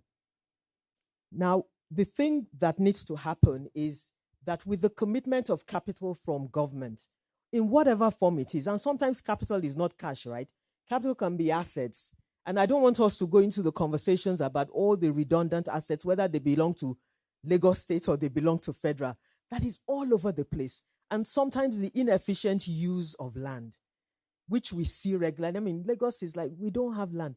But when you fly a drone over and you take pictures, you get to see that, okay, this hasn't been used well. This really could have been dealt with in a better way. So when we create as government what is required, and when the private sector sees the commitment, it is possible then for entities that are the mediators between government and the private sector to raise capital so that we can scale. Because end of day, affordable housing cannot be delivered without skill.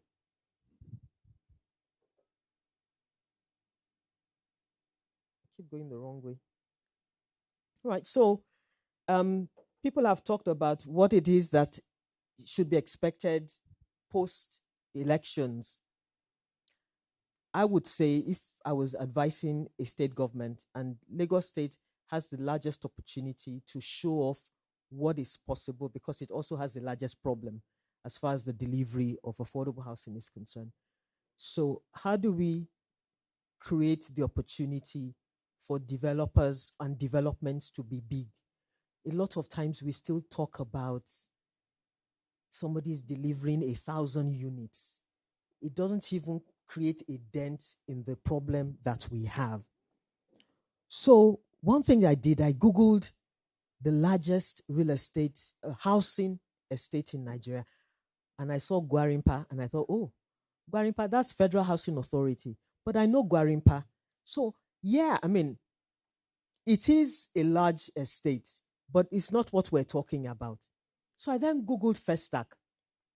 I think Festac was completed in 1976. 5,000 homes. So what happened? After that, Unko?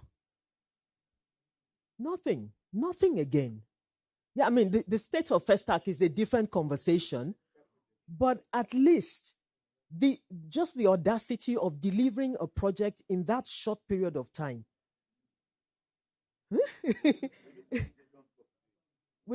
Nations Cup. Maybe we need another Festac 2023. Then every 2 years we do Festac so that we can keep delivering these homes.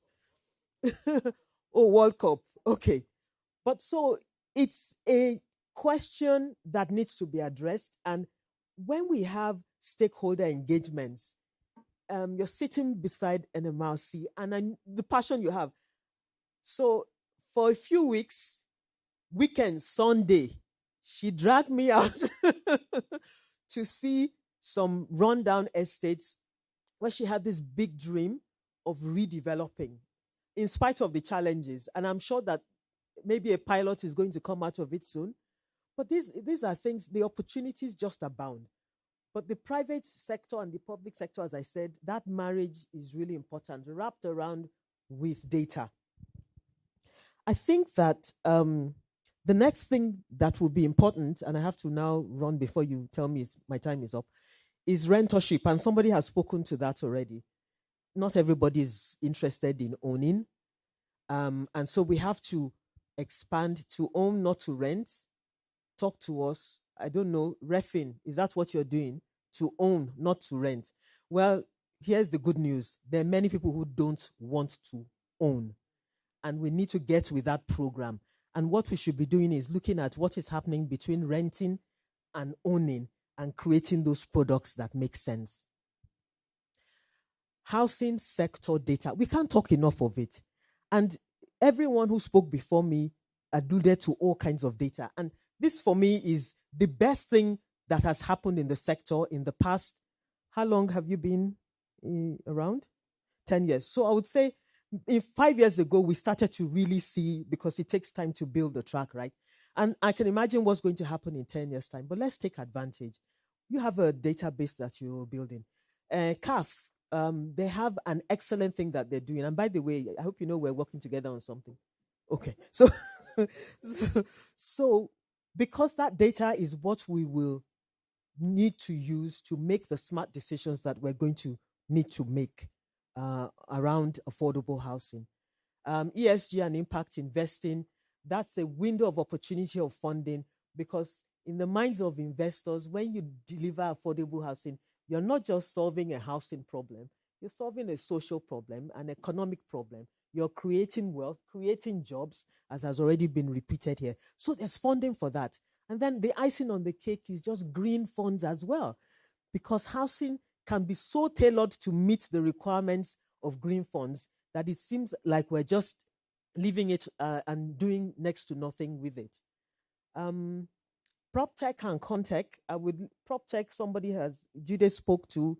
Contech is the need, because when we talk about delivering thousands and thousands of homes, we can't do it with, with conventional construction. But at the same time, we have to be careful that we balance our so-called technology with something that is homegrown, home developed. I wonder how much technology is buried in, there's an entity called, is it NISA? Nigerian Institute of, yes. So every time, back in the day when we used to have AkiBuild, and I don't know if we still have it, they come and they display all kinds of things, and then they carry everything, and it all goes back in their office. To be fair, none of us engage with them beyond that. But I wonder, does any state government engage with them either? Do developers, maybe, engage with them? I don't think so.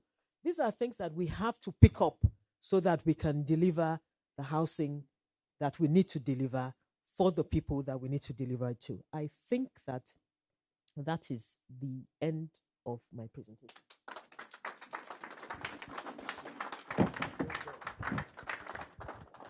Thank you very much.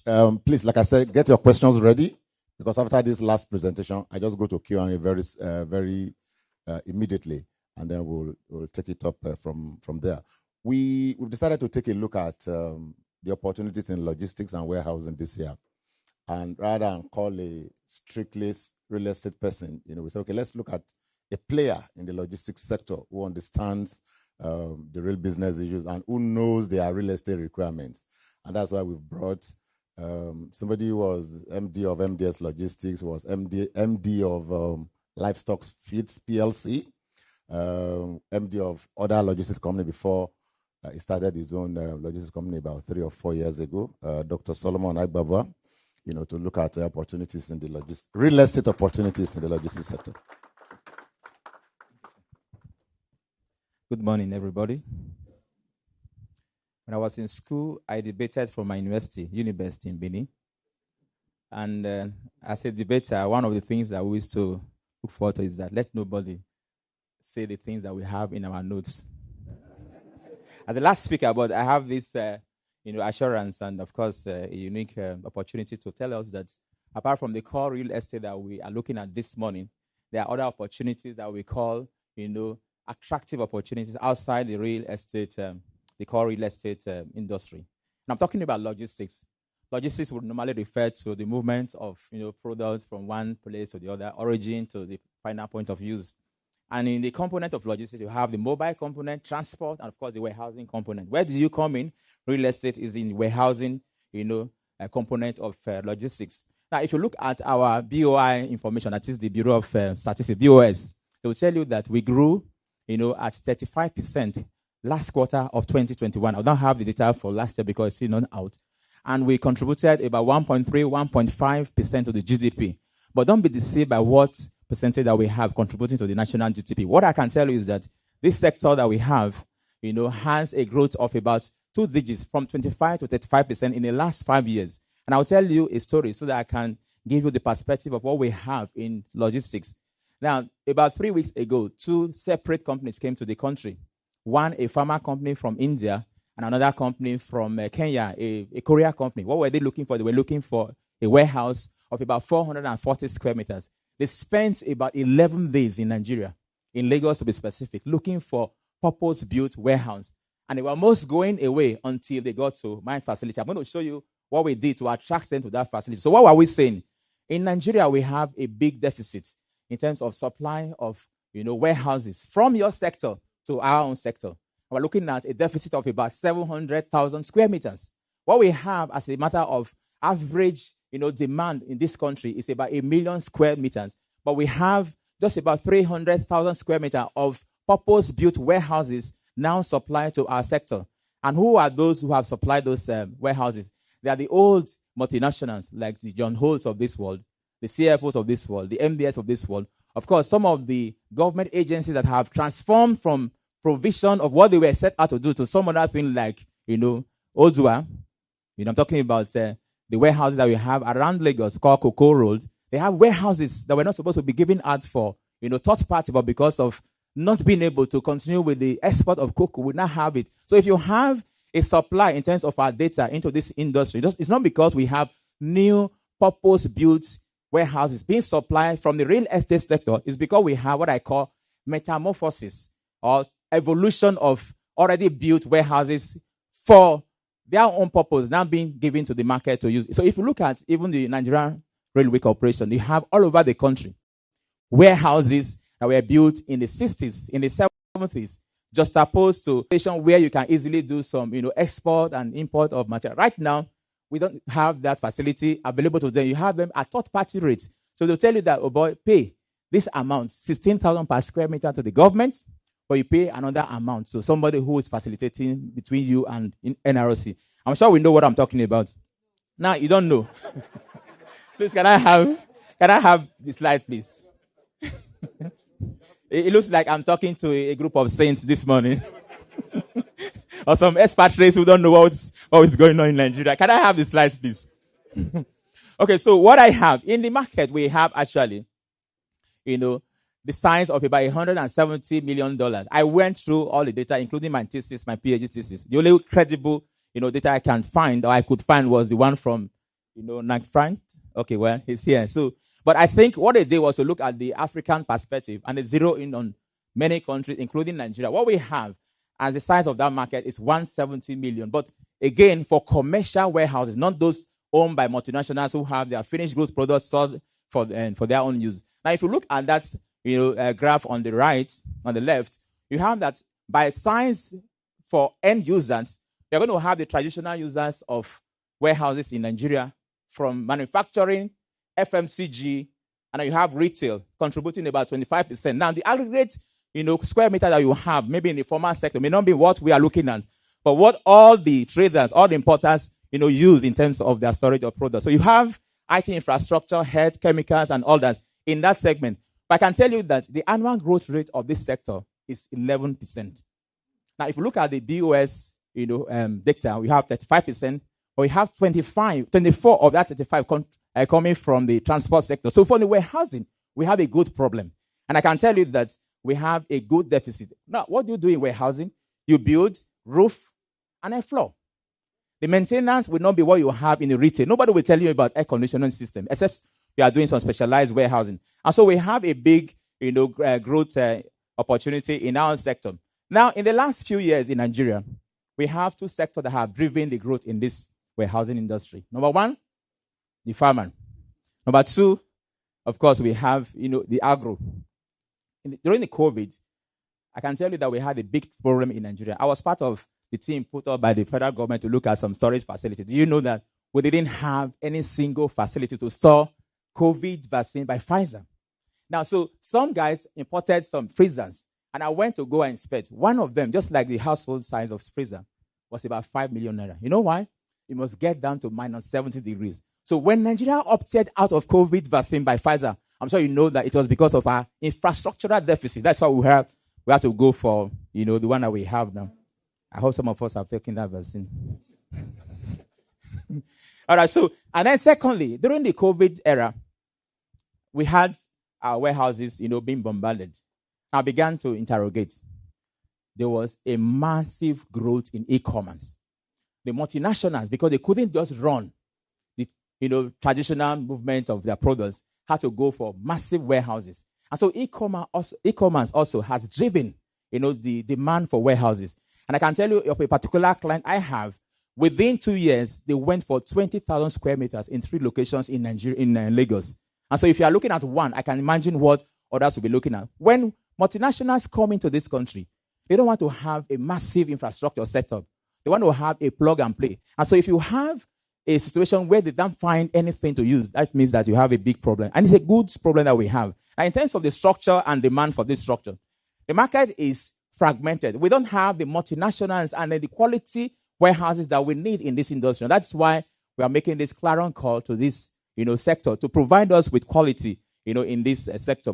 Now, you have even some of the older warehouses being converted for production facilities and then for religious purposes, also contributing to the challenge that we have. You're laughing because you know what I'm talking about. Now, what are you looking at? You're looking at warehouses that meet, the demand pattern of all the clients you are serving. Along the corridor of Lagos-Ibadan Expressway, you find many warehouses. In the last 6 months, I visited that place about 3 times. I know of a man from the east that has done about 36 units of 1,000 square meters of warehouses. When I went there, I could not believe. You think you are in Apapa Port. So there are opportunities. The only challenge that we have in Lagos is that because of the demand for, greenfield, you are not going to have that, let me use the word, the advantage of building from Lagos. But you can have the Lekki axis, Lagos-Ibadan Expressway, maybe going to, Jide State to go and get some land and make some warehouses. Now, but the rental cost right now, averagely, you'll be looking at between 15 to about 18,000 square meter and 1,000 naira per square meter. But in Nigeria, they don't pay every month. So it's an annual payment. And there are those two companies that came, at the end of the day, one said, I will pay you 2 years upfront. The other one said, I will pay you 1 year upfront. How much were they offering me? They were offering me 30,000 per square meter because they found my warehouse suitable for their use. And so what I'm telling you is that we have good opportunity in this industry. Now, you have another structure. Most of the available warehouses are in Lagos and Southwest. And so a company comes to Nigeria and tells you that I want to have a national footprint. Apart from Lagos, can I have a warehouse in Enugu, in Lokoja, in Kano, in Katsina? And so just the opportunity for Lagos. Outside of Lagos, some of them will say, let me start from Lagos, but can you take me to Abakaliki, from there to Yenagoa? So where do we stand as providers and enablers of our industry? We have a big opportunity. And now we have the agriculture coming up also. I have a request right now for 1,000 square meters from the north. And they said they want to export some seeds from Lagos. But we don't have a suitable warehouse. So we're still looking. We've gone to Eric Moore to go and look for one, but have not found a suitable warehouse. So what I'm saying is that it's a big problem. If you go to Ilukweju, you go to Isolo, you go to Akmen, you go to Oba Akram, what will you find? We're going to find some warehouses that look like what I'm going to show you right now. Now, so 3 years ago, the client that wanted this warehouse was desperate, and they said they wanted this warehouse but upgraded. It was so strategically located, close to Guinness around Oba Akram. But as a multinational player in Nigeria, will you go for that warehouse on the left? You won't go.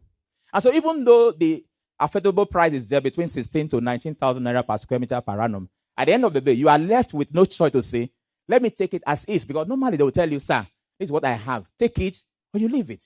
Because it's a seller's market. And so we went ahead to do what we did on the right side. That is the warehouse that the Indian company went ahead, paid money, and they left. They said they are coming back after the election. And so now, let me tell you, what do we have as post-election opportunity? Great opportunity. You know why? Because there are people who are waiting to say, no matter what happens in Nigeria, Nigerians will take drugs. Nigerians will eat.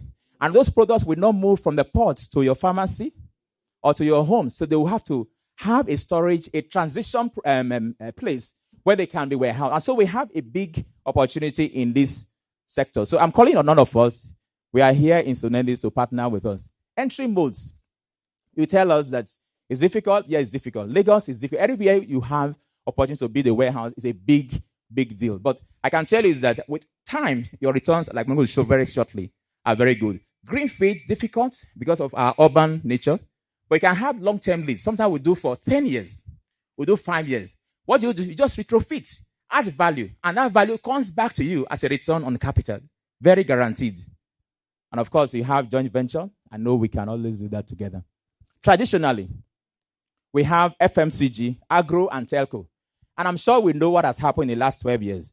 From 2012 to date, 2011 to date, the telcos have gone on expansion, program. And I can tell you from 3G to 4G to 5G right now, their infrastructural requirements are normally different. As I went to one, what they asked for, they are looking for 50,000 square meters of warehouse. Where do you have that in Lagos? And so it's a different strategy they are looking at now because there is no supply. that can meet the demand that they have for this industry. So we also have that industry that has entered into this market in the last decade, propelling our demand for warehouses. And then the pharma sector. Now, NAFDAC has been on the regulatory role, making sure that anybody who stores drugs, I'm sure if you have been reading your news, in the last 3 years, they've been closing about 200, averagely, pharmacy shops and locations in Lagos, pharma industry in Lagos, outside Lagos, in Anambra. And so they've been asking them to upscale. What are you upscaling to? To what they have now called the National Distribution Guideline. I'm a pharmacist. And I can tell you what the government says is that you can no more store a product without having a verified and quality warehouse. Who provides that? It's not the pharmacy owner who probably doesn't have the capital. And so that is a clarion call for us to invest in that industry. The last one is a specialized one. And for those one, we have the farmer and at the cold chain. I'm sure that we know that we have loss of harvest of about 40% from the north to the south of all produce that come from our farms. You know why? Because there is no storage facility. And so if you've been very current with what is going on in Kano, in the last 2 years, they've done about 25 solar storage systems, not relying on the national grid, so that they produce. And I'm sure going around Lagos, you'll be finding some guys, hawking some fruits. They're not from outside the country, from Jos. I took a journey to that place. So we have cold chain requirement. And then the company came to say they are ready to pay by 100 million naira if you have what we are looking for. Just give me 0 degrees to 15 degrees in terms of storage of my products. They had butter to store in Nigeria, but no facility in the whole of Lagos to store for them.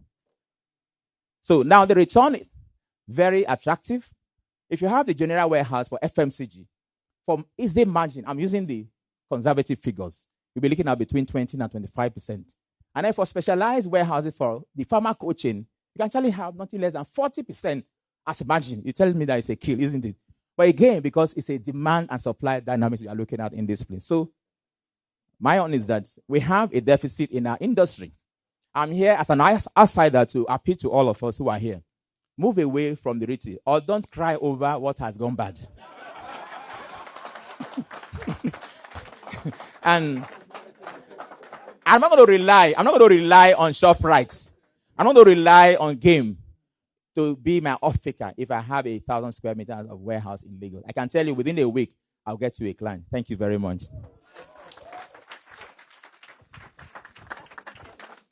Oh, my God. Thank you very much. You see that we have made the right decision to bring in a participant from that industry. Please, let me introduce Chief Richard Okafor, one of our fathers in real estate. Please help me to celebrate him. They've been there forever. You're welcome, sir. And we're happy that we're able to join us. I saw Mr. Benga Olaniyan, I think he's left. Mr. Adeniji Adele, you're welcome, sir. And all our other people. I'm going to go straight to Q&A. We want to round up in the next few minutes. So please, if you have any question, you can just indicate by raising up your hand. I'm going to start, Doctor. Fantastic presentation. I just want, people always say that this is, we are an oil economy. And then in your presentation, you told us that oil actually contributes just about 6% to our GDP. Is it a fallacy, or what are we really saying about our oil dependence? Thank you. Then, if you indicate your hand, we'll call you, and then we'll ask your questions. Thank you, Doctor. Is the mic not working?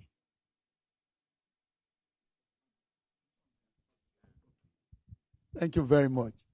Now, this has been an issue that we've talked about for a couple of decades.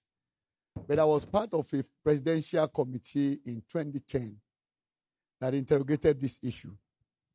And what we discovered then and recommended was that there was a need for Nigeria to deliberately shift away from dependence on oil earnings in terms of our foreign earnings, and also dependence on oil for government revenue. So what we said then was that 4 elements in fiscal operations of the government.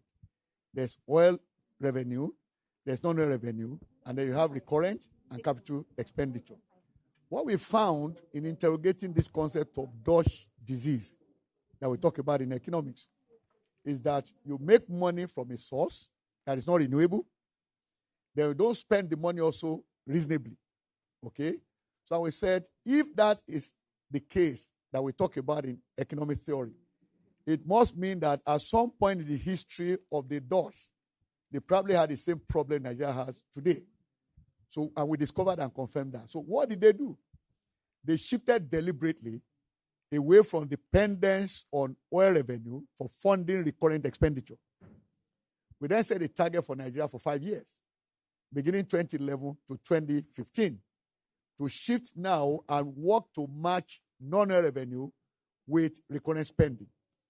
Now, this did not become obvious that we are already in that direction until January this year, when the finance minister gave a breakdown of the national budget for 2023, and they made a reference to something people like me have been talking about. And that is, one, oil accounts for the best it has had in the last 5 years is 6% of our GDP. So which means now you get oil accounting for 79.1% of our foreign trade, especially in 2022. So that disconnect, we now said, let's look again at what has happened to our economy in the last 6 years. The growth of our economy has largely been driven by the non-oil sector. So the government now became conscious of that this January, because the minister mentioned that clearly now we've seen that shift where the growth we have seen was propelled by the non-oil sector on the one hand. Now, if you look at this year's budget of federal government, you discover something very interesting. Revenue at 10-point-something trillion naira, okay? The oil portion of that is 2.49 trillion naira. This year's budget. So quick government itself is not even emphasizing and telling Nigerians that in fact, in the budget for this year, oil revenue expected is barely 25% of the entire revenue expected this year. So when you look at the combination of those two, you find then that in actual fact, our economy has shifted somehow. So, and that is what I've been advocating for a couple of years now. I'm waiting for that day when we do our federal government budget and not hinge everything we discuss around the assumed price of crude oil, the volume we produce, and the volume we export. Because in reality, the economy has changed in terms of shape and form. So, and that is what I believe we should begin to talk about. And like I said also in my presentation, the real estate sector is very key. Or having proven with data that is one of the top 6 contributors to our GDP. That's talking about the value of economic activities taking place in Nigeria is coming from those sectors, including real estate. Thank you very much. Thank you. Thank you, Doctor. You know, like I always say that everything happens on land. If you want to dimension the significance of this sector, just remember that everything else happens on land. You build your factories on land, you build your offices on land, you work on land, you know. I always tease the guys in tech that even for those who talk today about metaverse, you can do anything you like in the metaverse. You can go on virtual reality. You can do your meetings in metaverse. You can have your weddings. I hear somebody is already building a metaverse church in Lagos. Yes. You can do your church service in meta. When you finish, you still go and sleep in a physical home. You know, you still go back to a physical home. So that underscores the significance of real estate and housing. Thank you very much, Doctor. I've just been reminded that we need to take our sponsors messages, Octo 5, NMRC, and Refin Homes. Just very shortly, you know, because they have paid the price for this event. So just please bear with us. Ever wondered about NMRC and how refinancing works? At the Nigeria Mortgage Refinance Company, NMRC, we understand that every family has a dream to live in their own home. We also recognize that this aspiration can be costly, particularly for those that work and live in Nigeria's city centers and suburbs. A reliable and convenient option when buying a home is to get housing loans from banks. Before the emergence of NMRC, most banks depended on their short-term deposits for their mortgage lending activities. Due to the short-term nature of these loans, the monthly payments were high, with short average tenors of 5 years for mortgage loans. The NMRC was established to rectify this situation by providing long-term loans and supporting the liquidity of mortgage lenders in Nigeria through mortgage refinance. And this is how it works. Let's say you are ready to buy a home and you applied to a mortgage lending bank for a loan. If you meet the loan requirements, the bank will approve your mortgage loan application. Once you buy a home, the mortgage bank can either hold the loan on its books till you're done paying back, or the bank can sell it in the secondary mortgage market. This is where NMRC comes in. NMRC purchases loans that mortgage lending banks create after a performance period that evaluates the applicant's loan repayment patterns for risk and suitability. NMRC issues securities that are backed by these mortgages and sells the same to capital market investors. By doing this, NMRC ensures mortgage lenders have access to more funds, create new mortgages, and increase lending to new borrowers. NMRC keeps long-term funding flowing and available by linking the housing market to the capital market. Through mortgage refinance, NMRC gives mortgage applicants access to longer tenured loans, and this helps to make home ownership more affordable for the average household. So, explore the option to refinance your mortgage today.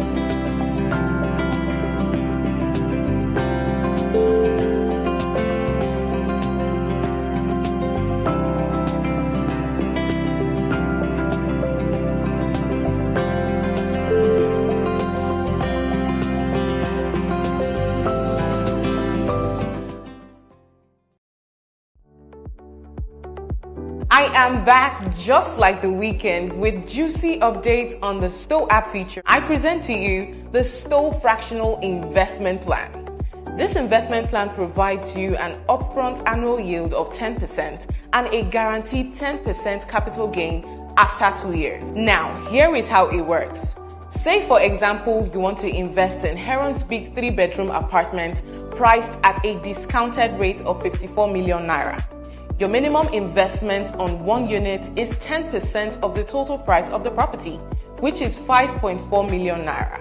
Now, on this investment, you earn 20% of 5.4 million naira paid upfront, which is 1,080,000 naira per fractional home unit.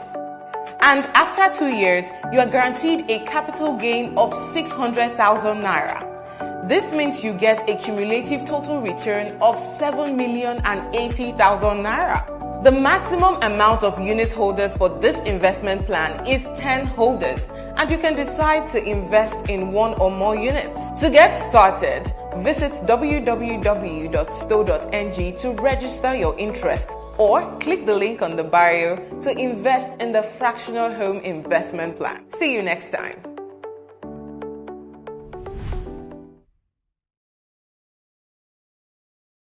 Particularly refined homes, they also supported us last year on Octo 5, and this year we've managed to bring NMRC on board. I hope they will also be there for us next year. Where are those who want to ask questions here? I saw one hand here, and I saw one hand here. So I'm going to start from, can you just bring the mic to the madam here? Just tell us your name, and please go straight to the point.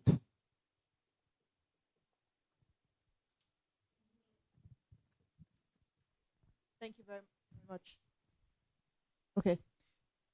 Good morning again, and thank you so much, FIABC, for the invitation, and NBCC for putting this together. It's been a really informative session. So once again, thank you to the panelists and the moderators. Just three quick things. First one is a suggestion. The other two are questions. First one is there's a lot of very interesting guidance that has come out of all of the conversations today. And a suggestion to FIAPSI and all of the colleagues in the room from this sector would be to consider putting together what we call at SIPE, a national business agenda. So, by the way, my name is Lolade Kanye. I'm the country director for the Center for International Private Enterprise. And basically what we do is support the private sector in over 80 countries where we work to actively advocate for the right kinds of reforms to promote enabling economy across sectors. And so I think one of the things that would be fantastic to sort of do or learn to do going forward is to give the government clear directions for what you all think would be ideal for this sector to grow. Building on that are my two questions. One is, in all of the conversations today, which has been very informative and fantastic, I'm curious about what the thought leaders' perspectives or thoughts are about issues of climate and the environment. I didn't hear enough about green technologies in the outlook, and I'm just curious about how you're thinking about repositioning, because that will become, and that still is actually a major challenge for us. I live in Lekki, and every time it's the rainy season, it's just ridiculous. It's ridiculous. And I imagine that's also the case in Ikorodu and in other parts of Lagos. So we do have a deficit of adequate infrastructure, really, when it comes to sewage, drainage, and things like that. But again, climate change is another issue that compounds that. And then my second question is with regards to the specific area where I work. So I work on accountability, integrity, and governance. What all that means is I work on the anti-corruption issues in about 12 countries in the African region. And Dr. Solomon said to talk about some of those challenges, but that's not one of the challenges that's come up in all of the conversations, and it's really about corruption. You know, I'm glad to see that Madam Toke is talking about fraud or interested in curbing fraud. But GIABA, which is the FATF-style body for West Africa, flags the real estate sector, and globally actually, as one of the highest risk sectors for illicit financial flows and money laundering. And this is a challenge around the world. But that's not something that's come up in our conversations. And I always say, for all the best, most clear, well laid out policies that we can put together to promote growth and sustainable development for our country, corruption would always undermine that, and that's not something we can overlook or we can get away from. So that's one question for, again, the thought leaders. What are the thoughts around how the real estate sector actors can work with the government to curb corruption, illicit financial flows, and money laundering in this sector? Thank you. Okay, there's a hand up there. Do we have any question from online? Do we have any question in the chat box? That please just bring out the question for me. Let me just take a look at it. Good afternoon, everyone, and thank you once again to the panelists. My name is Noah. I guess I should stand. All right. My name is Noah from Refine Homes. I'm the head of marketing. I want to say thank you for all the presentations. They were beautiful, and I did notice some things that, from my perspective, marketing perspective, I was looking at some of the things that the companies or the organizations could do to position themselves. So I read from Business Day that the migrant remittance for this year is expected to grow to $34.8 billion. What can companies do to position themselves to get a chunk of this? Because, I mean, those who are positioned to do the most investments in this country are those who either earn in foreign currency or those who are outside of this country. So what can the companies do to position themselves for that? And the second one is, I didn't hear anything about the media, which sounded as if there is a prejudice somehow. So I wanted to know, is it that the real estate industry after the election will not be reliant on the power of the media or what's the interplay of the media in sustaining the industry after the election? Thank you. Thank you very much. Another question? Yes, please. Can I bring the mic here? Thank you.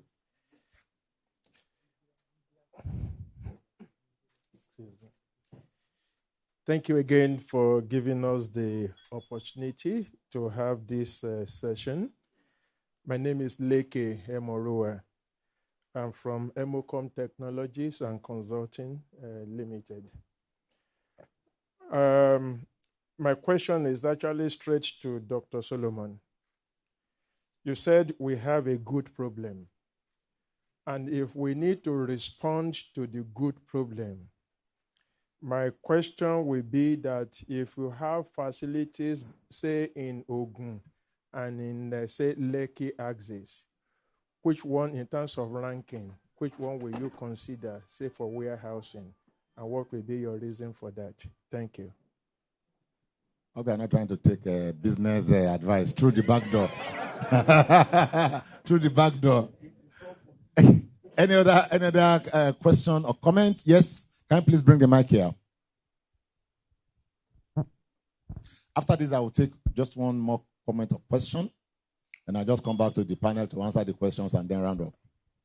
Okay, thank you very much. I have two short questions. My name is Fumi Mayo. I'm from G. Elias & Co. Is it possible to stand up? Okay, yes, that's so that fine. we can see your face. So the first question I wanted to ask, because I know that one of the major issues we have in the real estate sector is funding. And unfortunately, I believe most of us are aware, the proposed IPO by the Purple Group was not very successful. This was something I was really looking forward to. So I don't know, I just want to get your opinion on how stakeholders intend to capitalize getting funding from the capital market. Then my second question is, we've heard of the challenges in the various sectors of real estate outfit, from retail to logistics and retail. So I want to ask, what do we think the balance should be? Because there are challenges in each of these sectors, and it has to be grown. So how would this be balanced, considering all the limitations that are specific to each of these sectors? Thank you. Thank you very much. Do we have another question here? President, you want to ask a question? My name is Ahigbe Frederick, Eximia Realty Company Limited. Dr. Solomon, thank you for your wonderful presentation, for all the presenters. Really, really nice one. I'd like to ask what we are doing to engage government, because you spoke about the opportunities in the warehouse industry, available in the warehouse industry, to sensitize government to provide land. I mean, I would like to build a warehouse, but what is the land use in that area? The area I probably want to build. So what are we doing to sensitize government to make land available in strategic areas for the development of warehousing? Thank you. Thank you. Okay, and finally, please bring the mic to the FIAPSI president before he strikes my name off the list. Don't worry, I won't. Thank you very much. From the whole discussions we've had today, I know that there's no way we can exhaust all the issues concerning the real estate industry in just this 1 hour or 2 hours discussions. But I feel that there are some issues that are very paramount. I think our invitee from Center for International Private Enterprise may just mention one of them about the change, environmental changes. So I think the issue of smart housing, smart developments would have also come in here, because when we are talking about expanding the real estate industry, we are not only talking about dishing out houses no matter how they are. We should also be thinking of innovations that comport to the modern times. We are talking about diaspora remittances. Those people living over there, I'm sure they're all living in smart, most of them living in smart developments. Are they coming back here to just the houses that we have, type of houses we are living in, the kind of designs we are having in the 60s and 70s? If you check what is happening today, some developers are just throwing out the houses for the sake of building them. Nobody is thinking about modern designs. Nobody is thinking about smart developments. I would believe that any discussion on developing the real estate industry must always include this kind of, because we must move with the times. Let's not just think about developing the industry, having people housed, and that's just all. What kind of housing are we giving to them? Does it conform to the requirements of the present time? I wouldn't know who answered that, so please give it to whoever. Thank you very much. Please, we need to start rounding up now. So what I'm going to do, I'm going to go through the panel as we're doing your 2-minute final word, just for this event, final word for this event.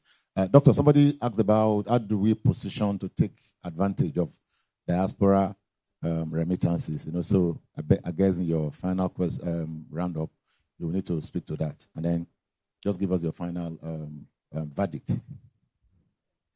Thank you so very much. Now, on the issue of remittances, there was this study done by Bloomberg Economics in February 2021, which in fact was what I brought to the attention of the Central Bank of Nigeria and led into the policy of 5 naira for every US dollar remitted. And now in the work I did then, I estimated that we Nigerians in the diaspora were generating about $34 billion annually. But here we account for about $20 to $22 billion, leaving a gap of about $12 billion annually. Now, in that study, what I found is that Nigeria was different from Pakistan and Vietnam because the remittances by Vietnamese and Pakistanis went back to their country to become a part of the supply of FX to the local market. Whereas in Nigeria, a lot of that money remains outside there. Okay? So the real issue is about how do we get those monies to come back to Nigeria. Incidentally, my first meeting with Mr. Kennedy here was 5 years ago in Atlanta, in US. And that was what we went there to do. And that's to sensitize Nigerians there to invest in the real estate sector in Nigeria. Okay? So they will do that if they have products that meet their own taste, and then they have also channels that are dependable and trustworthy, because that was the major feedback we got. So that we connect to the president's remark, just a couple of minutes ago. And so the ultimate end there is that until we provide products that they find attractive and also put forward the trust, raise the trust coefficient, we may not attract so much of that money. Then just to talk to the issue of corruption and anti-money laundering, there is very clean and straightforward provision in the Central Bank of Nigeria's administrative guidelines on anti-money laundering and countering finance of terrorism. That was issued April 2018. So that talks to that issue, especially in terms of how that connects to the real estate sector. So the provision is there, okay, because ultimately the process will still work through the banking system. And so every bank, for example, in Nigeria knows that there are sanctions, and very stiff indeed, for every infraction relating to this particular area. So thank you very much. Thank you.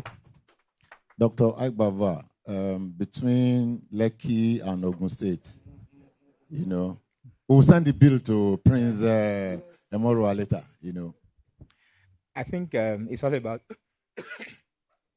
your guaranteed return on investment. And if a customer is driving you there, it's also a different ballgame. For me, without consulting anything, I would just tell you definitely it would be Lekki. But again, it depends on who you are getting the facility for.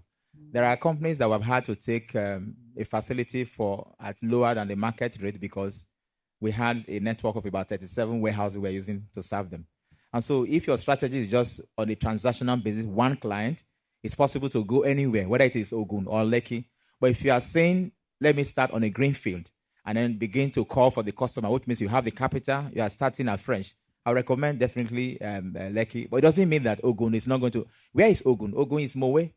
Where I went to is just after the redemption camp. The man built 36 warehouses of 1,000 square meters each, all of them by each other. And he was giving them out for 16 million per one, which is 16,000 naira per square meter per annum. So for me, he had just about 4 warehouses left. Nigerians from Lagos had taken, companies from Lagos had taken 32 of them. And so it also depends on what your market insight is and your customer engagement. From the top of my head, I would say Lekki. But again, who is taking you to Lekki? If you are the one, yes. But if it's a customer, you can go to Ogun. That return also can be very attractive in Ogun State. So it really doesn't depend on the location. It depends on what your strategy and who your customers are. But if you're greenfield, you go for where guaranteed market will be there. And that's for now, it's still Lagos in all of the countries and states that we have in Nigeria. Another question came from the MD of Ezimia. And we have opportunities in the warehousing sector. What are we doing with the government in providing land for warehousing? I told us earlier on that I'm a pharmacist. In 2020, the Anambra State government gave the pharmacy body about 200,000 square meters of space to build a pharmacy park, warehouse, industrial warehouses, manufacturing facilities. And then I think last year, Eboin did the same thing. Salt City Farmer Park, providing hectares and hectares of land. So they have, what I call the land to give. But again, for us, it's actually incumbent on us and those who have seen the opportunities in the market to say, can we do 2 things? Number one, have you identified any land belonging to Lagos State government that is still fallow, that can be used for such things? You go and engage. And then secondly, we can also go to government and tell them the benefits and all the opportunities that we have identified and go with a tabula rasa, a clean and a blank check to say, government, we want 100,000 square meters to build so much, square meters of warehouse because we have a demand that is, almost guaranteed. So that can be the 2 approaches. Number one, you identify, you tell the government, I've seen in Igondo, 250,000 square meters belonging to the Lagos State government, but not being developed. We can do a JV. I'm sure there are a lot of government initiative where we have PPP that can bring bet that. And then secondly, just go to say, we have a demand for some, warehouses to be built in Lagos. We don't know where the land will come from. Can you assist? I think it's all about engaging the government in initiatives that can bring that PPP to fruition in our sector. Thank you very much. Okay. And we have government here. Toke is here. So when she makes her remarks, I'm sure she will say something about all that. Jide, your 1 minute is now. Okay. Let me start by saying, when I spoke earlier, I tried to allude to this. First thing we need to bear in mind the psychology of investing. In Nigeria, the average investor is looking for 2 things. First, safety, and then return. Safety and return. So what things we've discovered is that for most people, they want to be able to guarantee their returns.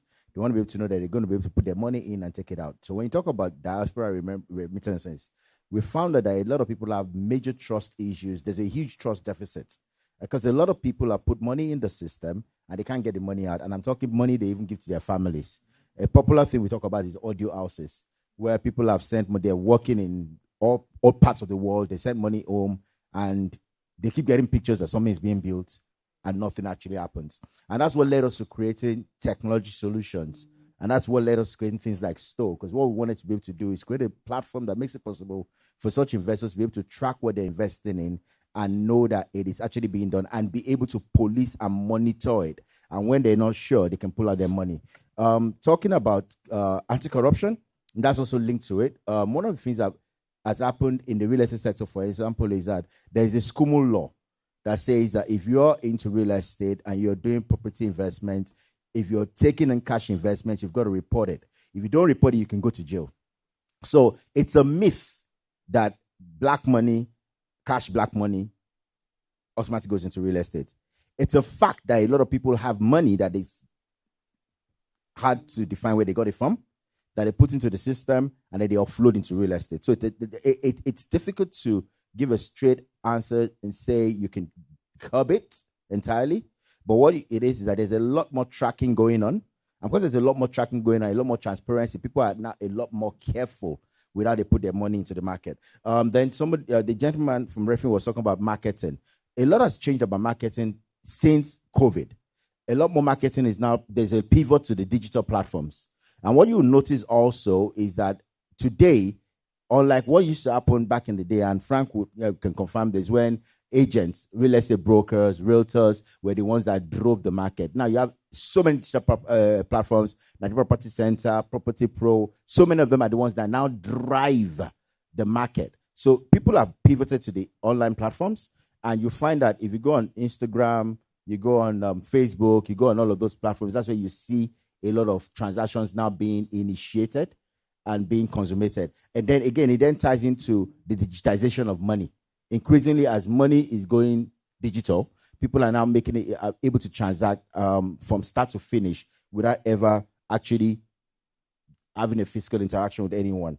The last question about IPO, this happened with us too. We were going to do a launch, an IPO launch this year, and we had meetings with investors, and they simulated market and they said that 2023 is the worst time for you to try and do any IPO because of the elections. Because a lot of investors are reluctant and are holding their fire. So if you're trying to raise money between last quarter 2022 and date, you would struggle. So I'm not surprised if you say that there was a delay. However, that's going to change after the elections. You're going to see that a lot of the money that people have been holding back, people have been holding their gunpowder. People are now going to be releasing that money into the market. And then if you're coming to the market with a good product, there's a lot of capital that's actually going to pent up looking for where to go. Yeah, thank you. Dolapo, your 1 minute. Okay, thank you. I'll build on some of the points that you spoke on, specifically on the diaspora. I think outside just developing that relationship with the people that are spending money on property outside Nigeria, I think the main thing that they're looking for is track record. What they see and what has been happening now, I think everybody has woken up to the fact that a lot of Americans, South Africans, Ghanaians, people in the UK want to own something back at home, whether it's in Accra or Lagos. But I think it takes more than one roadshow. You can't show up in London once and expect, okay, I'm going to sell out all my houses. They need to see you 1 year back to back to back for them to understand and develop that trust. I think, of course, myself being a data professional, I think it's also really important that you are also providing that thought leadership and authority in information, because the markets that they're currently operating in, if I'm buying a house from London, I'm buying a house from Houston, in Lagos, I know what the rental appreciation is in my area. I know what my yield is going to be like. I know all the operational costs. So to give that trust, I think that level of knowledge is required. The second question that I wanted to answer was on the ESG. I definitely think that ESG is it is a topic that is being discussed across the real estate industry. It is, however, typically limited to the really big institutional investors in real estate. And I would say that that's mainly because a lot of the places they're getting their funding from are asking for that. If you want to take a $10 million loan or equity investment from a CDC or from a big company, they have global compliance things to make sure that, you're going to invest in green projects or do X, Y, Z. So they also have to trickle that down to their projects. It's much harder for a developer who is already working on a slightly lower bandwidth than maybe I'm trying to develop 20 units of terraces in Ikate or something. Outside trying to build the road, do the sewage, do all of this, you now want me to incorporate some additional things that might impact my cost. I think it's a nice initiative, but it will balance between risk and reward and all of that. You spoke specifically to flood, and I think while that can apply to some ESG, especially on the environmental side, the thing is there is actually regulation that stops people, that tells people to do the right thing, to be honest. We actually, on that front, we need more of an enforcement. It's more enforcement that's required on some of the regulations that have been created. That's it from me. Thank you. Thank you. Okay, so I'll start with thanks for addressing the issue of purple.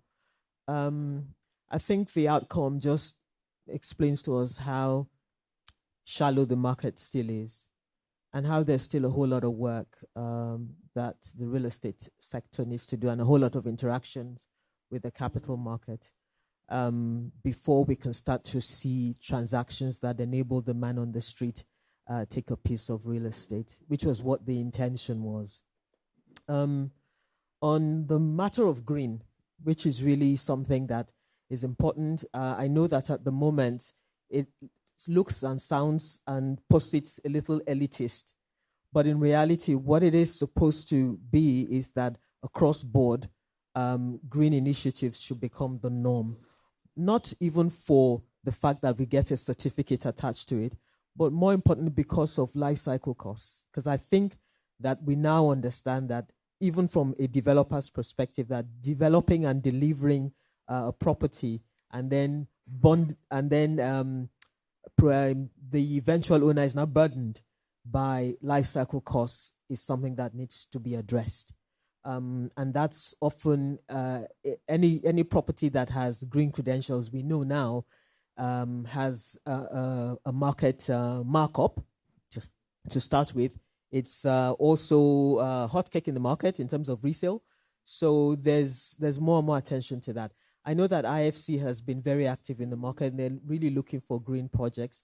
But beyond that also, they're looking for green competence. So a lot of people are either doing their exams or, in the middle of doing the certification process. And the more people in the industry participate in that and get the education that's required, I think the more that we'll start to see initiatives like that. Coupled with the fact that investors are getting more and more savvy and they are insisting on those things. And for funding affordable housing, where the opportunities for investment is really limited, clearly green and green financing is something that we're looking at very closely. And you can see that the HRB for this event is green. You can see Dolapo, you can see Solomon, you can see Solomon's tie, you can see the color here, you can see the special advisor. Frank. Yeah. Your 1 minute. Yeah, 1 minute. I need to speak to government on this. There must be an enabling environment. We know government cannot do it all, but we need partners. But the government must encourage these partners. These strong developers, these people who use their funds, there must be a strong enabling environment. They must be able to encourage them, especially on approval processing and all the bureaucracy that requires to be done. Title documentations, which are key for accessing funds from every strong developer. We'll look at, people are talking about green or no green. Like Dolapo said, it requires a lot of funding. All multinationals coming into Nigeria today requires a lot of green building before they can access those buildings. But how do we access it? But the government needs to be in control of this. There must be quality control. For funding, transparency, integrity, tracking of whoever your clients are key thing in international space. So we must encourage who our clients are. We must know who they are. We must take full control of that. It's not any other person you want to do business with.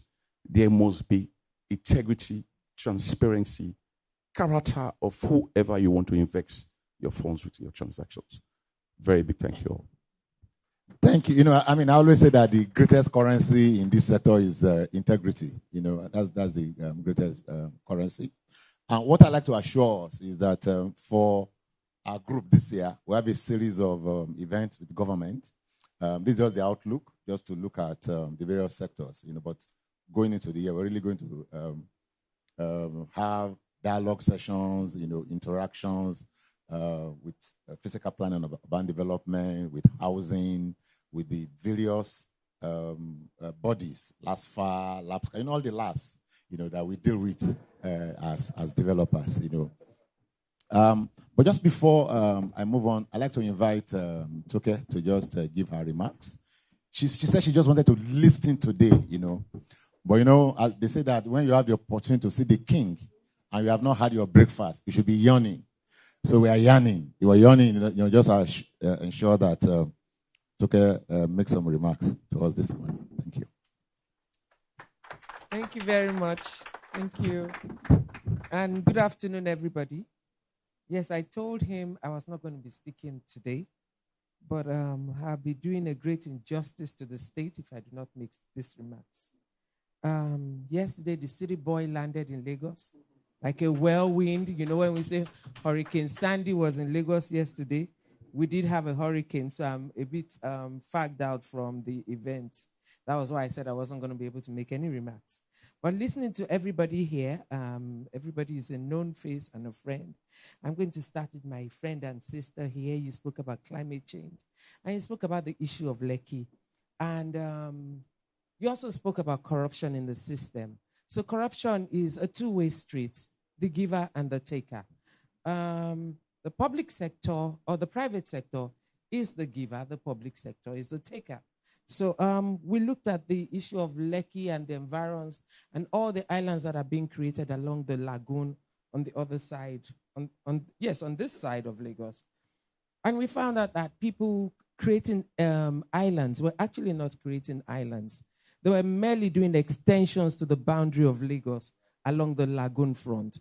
So in this instance, if you look around Elegushi side, all the Lagos Master Plan drainage lines have been blocked, sand filled. People have created not islands on the lagoon, but actually extended the boundaries. And so water is not flowing back into the lagoon. We expect that when they create those islands, there will be a free flow of water along their own land boundaries within the lagoon. But what we have when we looked at it from the GIS platform, we actually don't have islands. We have extensions on our waterfront, and that has actually impeded on the drainage systems. That's why when it rains, water flows back from the lagoon. And this also is happening in Parkview, I believe. So it's a system of planning. It's a problem of planning and a problem of the giver and the taker.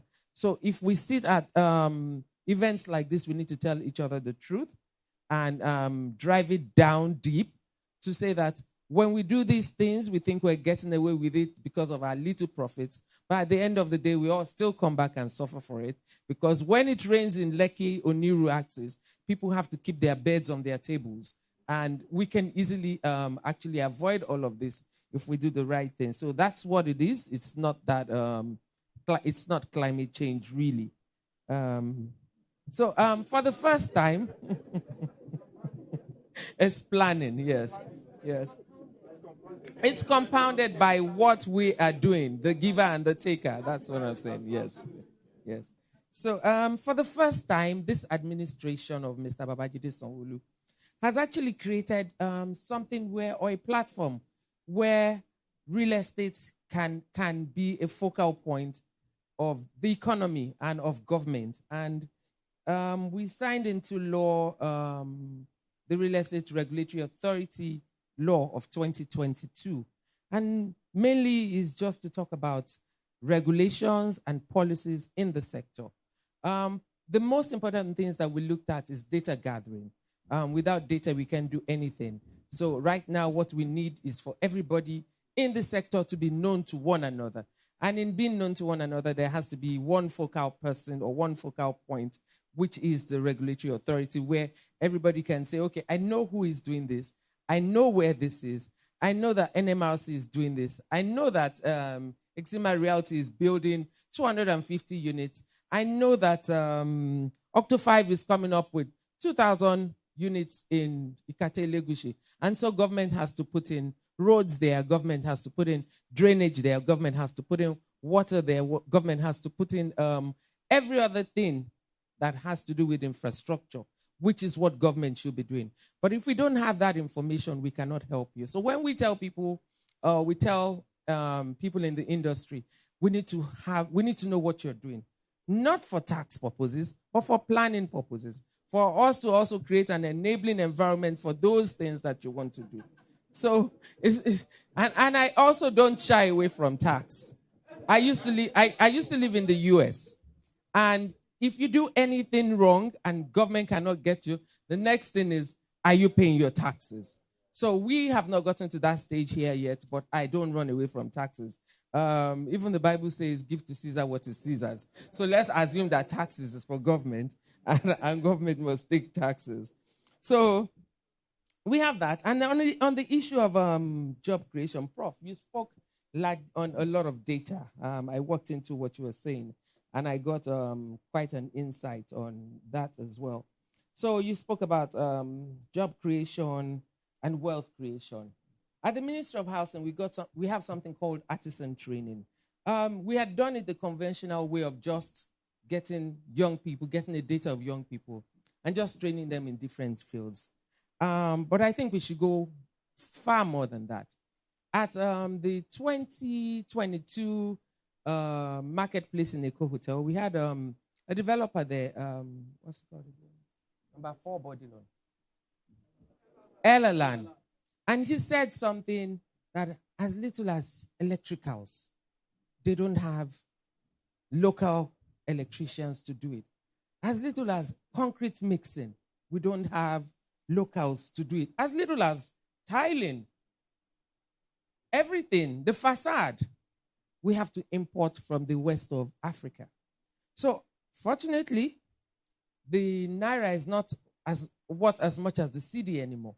So even those artisans are not willing to come to Nigeria anymore. There is no reward in their labor anymore. So now we're left with ourselves. And that rot which we have all sat down on and said, oh, I'm bringing my tiler from Togo. I'm bringing my painter from Cotonou. I'm bringing the POP guy from there. Now we have to train ourselves. We have to train our young people. Those young people are on the streets. They don't have anything to do. We need to take that responsibility. So I'm proposing that with the Ministry of Housing, the real estate developers, builders, construction giants come together with the government. We have a data of young people, boys, girls, women, men, who don't have anything to do. We could train them. We could bring them onto your platforms. They come in. You train them for the duration of that development. After the development, we give them certificates. We, as Lagos State government, would empower them with startup kits, and then they become useful to themselves and to society as well. So by the time our Naira gets on a rebound and these foreigners want to come back, we tell them that we have an overstock and we do not need you anymore. So I'm asking, Jumoke said something. She said, this boyfriend and girlfriend relationship has to become a marriage. And if we do not explore that option, I think we're just going to be operating in silos and we will not get anywhere. So that on that, Prof, thank you very much for that reflection. So you said something about the GDP. It's the same thing. It's just us not working and realizing that the entire value chain is not being explored, and we need to do that so that we can actually show our might, because the real estate sector is actually the might, at least if not of Nigeria, of Lagos. That much I know. Lagos is a junkyard, a construction ground where everybody is doing what they want to do, and there's just no cohesion amongst all of us. So in 2020, Mr. Governor signed up on a technical committee, and we discussed on financial transparency, and this would come into nosedive into some of the things we're talking about. And some of the gentlemen who offered their intellectual capacities are actually sitting here as well. We spoke about escrow banking and remittances of deposits, especially from the diaspora. And on off-plan payments, we made recommendations, and one of the recommendations is that if you're doing an off-plan development, as is being done abroad, global best practice, what needs to be done is a private account, an escrow bank account, where those monies will go into, so that we'll build investor confidence, and then we'll have our brothers and sisters, our children in the diaspora have confidence in the market. We realize that without that financial transparency and that confidence in the market, we're not taking benefit of what's going on right now, because a lot of people in the diaspora, they call us daily. We want to invest, but we're scared. So at the last marketplace, we had an outburst of people who had bought lands from developers bought units from developers in Lagos. Until date, for the past God knows how many years, they have not realized those investments. And it's a worry to the government. Mr. Deputy Governor had to say, we're not a law court. We wouldn't sit as a law court. We're just going to be an arbitration panel between both sides. But in the case where we find out that there's an intention to defraud, we won't have a choice but to prosecute. So we find out that most of the times, maybe we bite more than we can chew as developers or construction people, and then we sell to 2,000 people when we only have 100 or 250 to deliver. So which means from the onset is Section 419. There's an intention to defraud. We cannot take that out. So we as a body, as LASRIRA, we're going to be partnering with the EFCC. Jide spoke about SCOMO. When I had a visit to the chairman of the EFCC, he was glad. He said because they've had everything going on in Lagos as well. They're trying to curb it in Abuja, but they don't have the enabling laws in Abuja. But he found out that Lagos already has a regulatory agency and that this could be a starting point. So this is not a threat. It's just a subtle warning for players in the industry who have taken advantage of people who have turned the real estate sector into a beehive of fraudulent activities, and who have also not Lagos attained that status where it should be as the real estate investment capital of the world. Or at least I know that Lagos is the only place where you can do that kind of investment and realize as much as you want or more than you do in other climes. So we're going to be partnering with law enforcement. We have done it with the Nigerian police, but you and I are members of the Nigerian police. So we see that it is not working. We see that it's not working. So we're going to look at other forms of making sure that this industry is sanitized. So we also spoke about insurance in real estate. We haven't spoken about it here. So that technical committee was very, very deep. We spoke about insurance. When I talk about insurance now, I remember number 45 Gerard Road and how many lives have been destroyed. Apart from those that died, how many lives have been destroyed, investments not realized, and people's expectations not met. So insurance is one thing that we also need to make sure that we have a focal point on in real estate. We spoke about stratotitling. I'm a lawyer, so anything that has to do with legal, it makes me bubble. Stratotitle, I'm going to explain very briefly. So when developers build estates, at the beginning of this administration, we had a call from occupiers of 1,004 estates.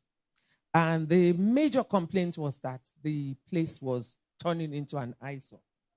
It should be one of the most expensive real estate in Lagos because it's on Victoria Island, but it's actually turning into something like in Ajegunle or Itire Ikate or, Alimosho, or even the other side of Etiosa, as you mentioned. So we need to fix it. So what developers do is, after they build, they give title on your exclusive unit or exclusive title on the square meters that you have bought. And then they retain the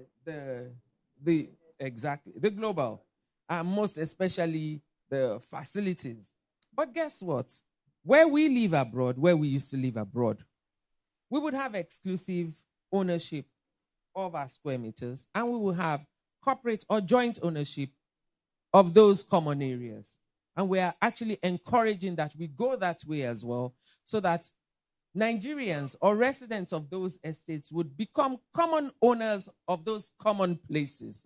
And then they take care of those common places. So we wouldn't have cases, as somebody called me and sent me messages all night a few days ago about Royal Garden Estate, where they have not paid, some residents have not paid, and the lights of the entire estate was turned off. That is unethical practice. So if I have not paid and Mr. Ogundimu has paid, why should he suffer for my not paying? So if we have corporate ownership of those things, and we do not believe that this person wants to take advantage of me and create another business environment doing that, then we would all be in a good place. So I have also some developers who have told me, madam, I've left that thing. No. Diesel is too expensive. Now let them go and do their wahala. So then there's transparency because then they have to do it amongst themselves.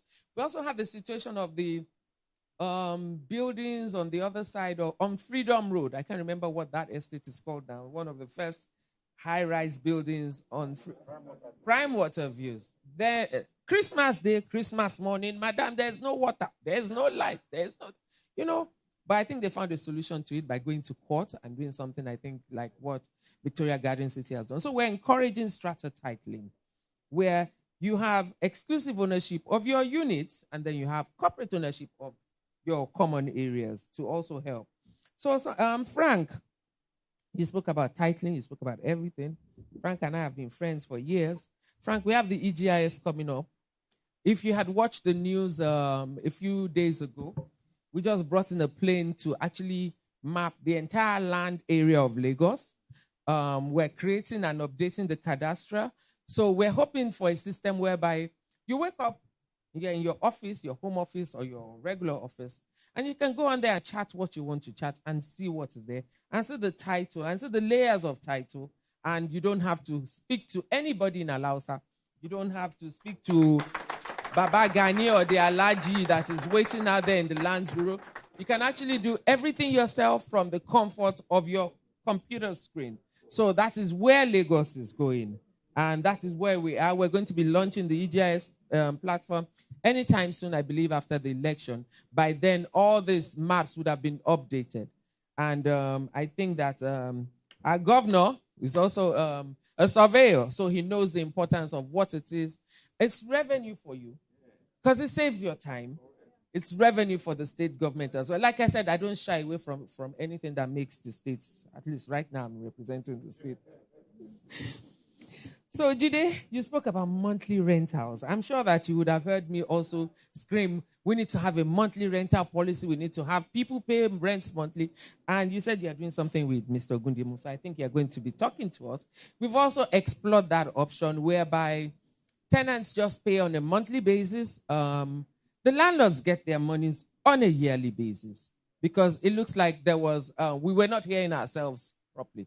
So our proposal was that we're going to have a pool of funds. We want to work with the financial sector. The commercial banks are ready. It's quick money, and I think it also oils the system.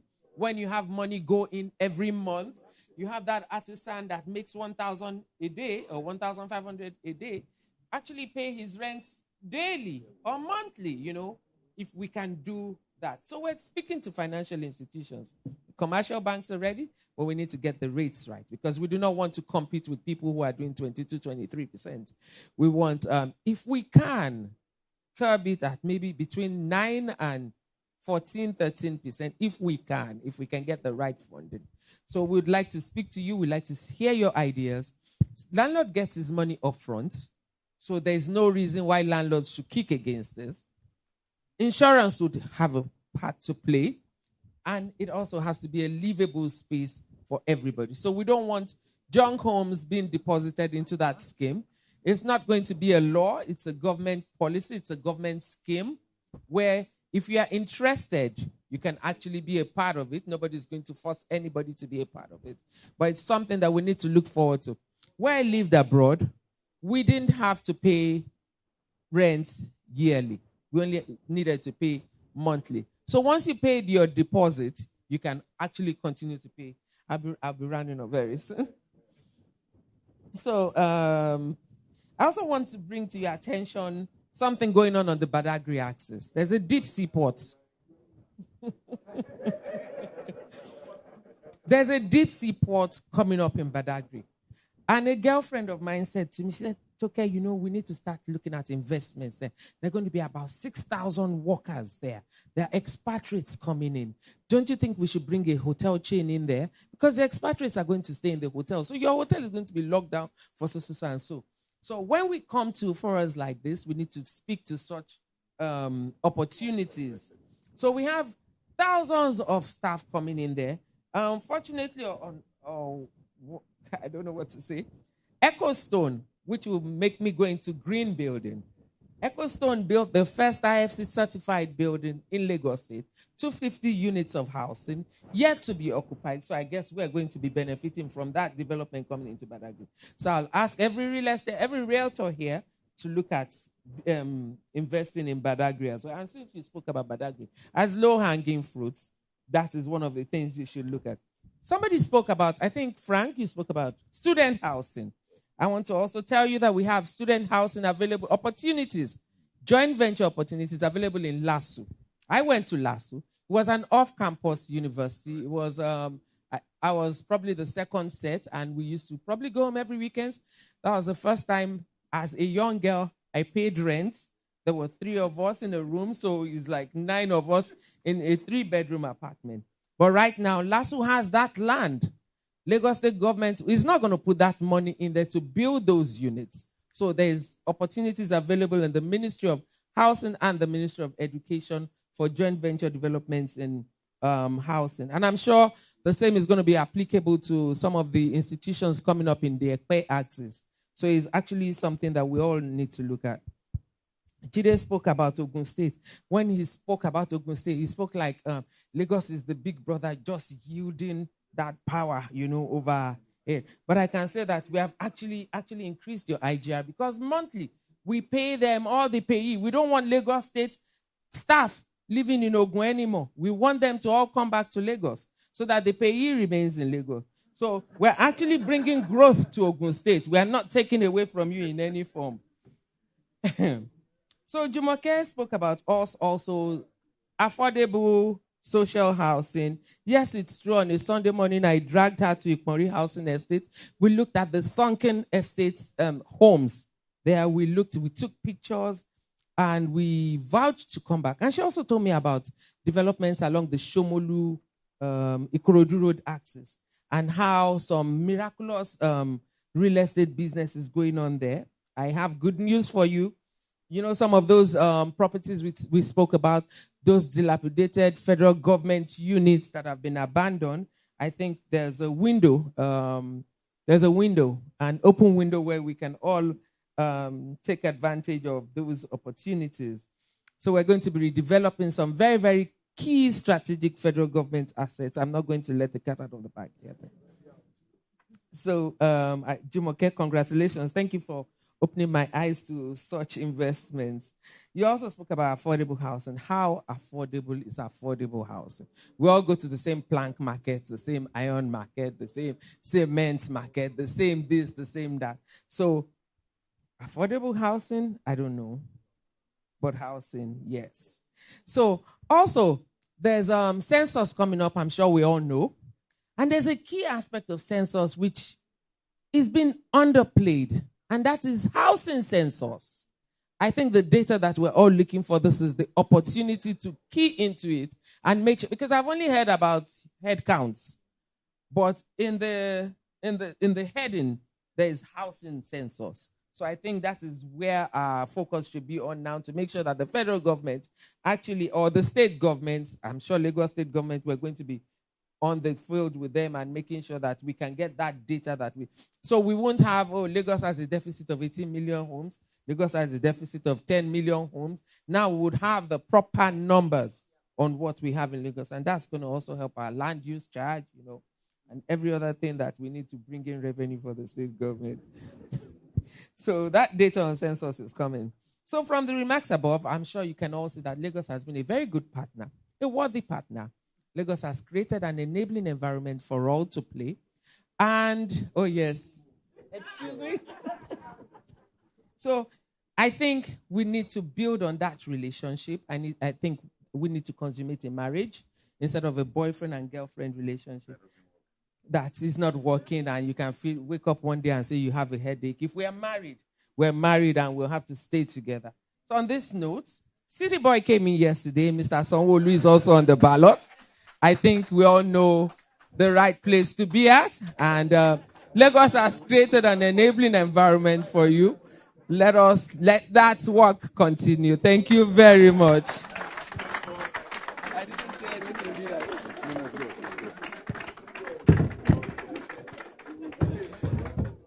Thank you very much. Thank you, Tuke. I think I need to mention that when I invited Toke to this event, she gave me a positive answer within 5 seconds.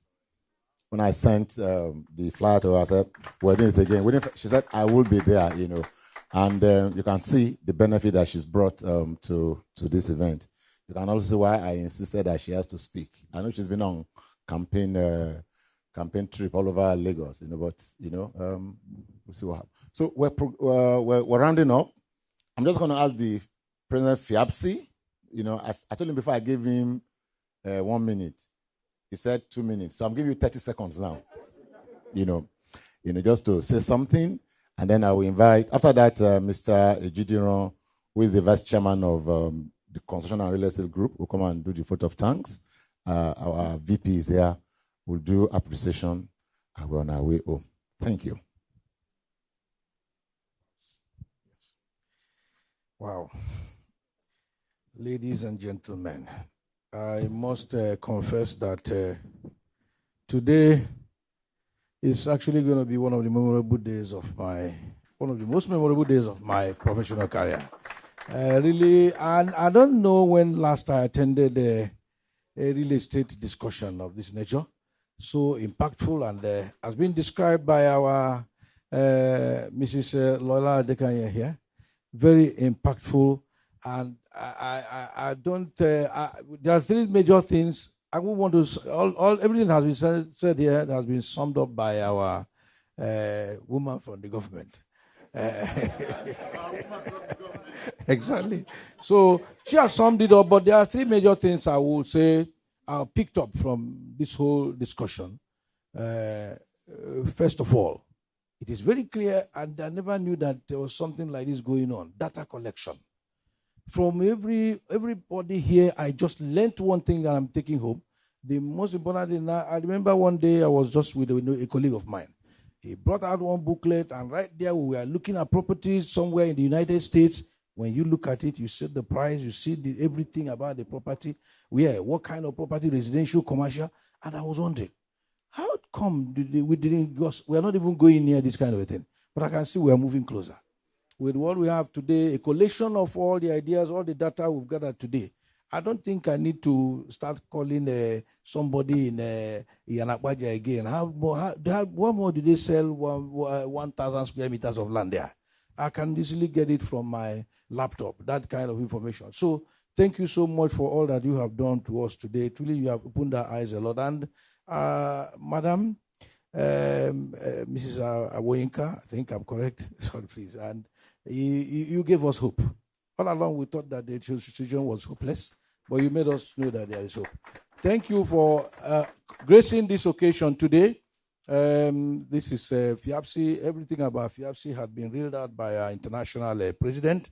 One thing I want to tell you, before, yes, it was restricted to only estate surveyors and valuers. Right now, we have opened it up to anybody who has something to offer in the real estate industry. I'm here talking with you. This is my wonderful friend here. Yes, the chairman of the Construction and Real Estate Group and Nigerian-British Chamber of Commerce.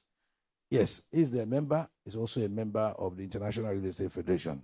So no person can know better the importance of this collaboration that we had today. So it's been nurtured over the years by even my past executive, and the sweet reality is what we are seeing here today. Thank you so much for coming, and we're looking forward to meeting sometime again next year. And I'm sure that time, what we learned today, we will have put it into use, planning the years ahead, and especially after the election. Thank you so much for coming. Thank you, Mr. Opara. Two quick things before I invite Mr. Gideon to come and give the vote of thanks. Number one is about data. I think sometimes we underestimate the depth of data available in the market, and I'd like to commend us to Estate Intel. They've done a great job over the past, I think their subscription is like 50,000 per annum, just 50,000 naira per annum, and with that you have access to data, not just in Nigeria, but all over Africa. The other day I was reading all the big retailers who are exiting Kenya, and I said, so it's not just happening in Nigeria, so I commend Estate Intel to us. The other thing I'd like to talk about is the issue of capital market, the purple issue. This is the reality of the matter. is that if this industry must grow, right, we all have to join hands to grow the capital market component of this industry. All over the world, the capital market is where you aggregate funding for all critical sectors. I've raised funds 5 times, in this country. 3 were very successful. 1 was a massive failure. 1 was a near failure, But we need to focus our energies. The capital market is the forum, and the education must continue. If it doesn't work this time around, I'm sure it will work again and again and again, because that's the way it has worked all over the world. And on that note, I'm going to invite Mr. Ayeme Gideon to come and give the vote of thanks. Thank you very much.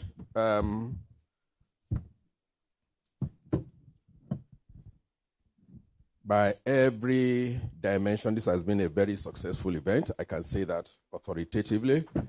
I don't know, after the FIAPC president has said a lot of vote of thanks, whether there is any vote of thanks left for me to say.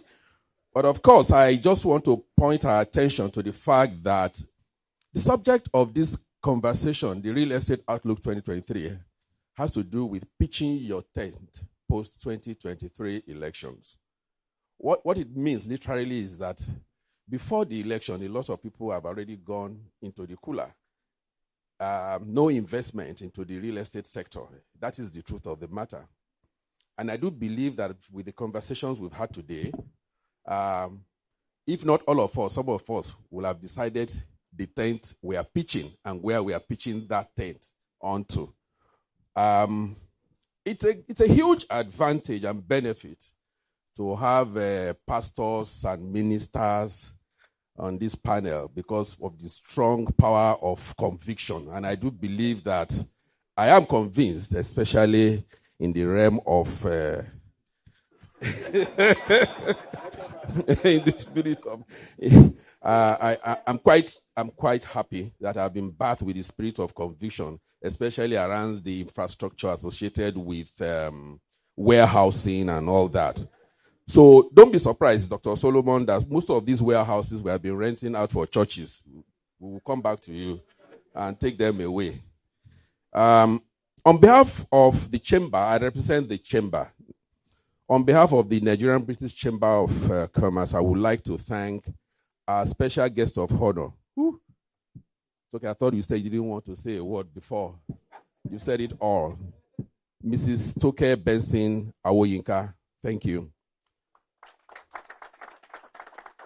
Our speakers, Dr. Biodo Adedikbe, Pastor Frank Okosu, Mr. Dolapo Omidire, Dr. Babajide Odusolu, Dr. Olajumoke Akinwumi, and Dr. Solomon Haigbauba. Thank you very much. Reverend Hakim Oguniran, the moderator, thank you. Patrons and council members, our partner FIAPC, our sponsors, Refine Homes, Nigerian Mortgage Refinance Company, Octo 5 Holdings Limited, ladies and gentlemen, the Construction and Real Estate Group, and the Nigerian-British Chamber of Commerce headquarters for this event. We have some upcoming events. The call for application to the Nigerian-British Chamber of Commerce Programming Academy remains open for qualified, interested candidates, both male and female, who want to begin or advance in the world of tech. You can visit the Chamber's website on any of its social media handles to register. The call for nominations as a mentee or mentor for the Nigerian-British Chamber of Commerce Next Generation Leaders Program, you can also visit the Chamber's website or any of its social media handles to register. International Women's Day event themed Embracing Equity is scheduled to hold on March 16, 2023. The Nigerian-British Chamber of Commerce Members Evening/Induction is scheduled to hold on Thursday, March 30, 2023 at the Nigerian-British Chamber of Commerce Plaza, Come and network with our new and existing members.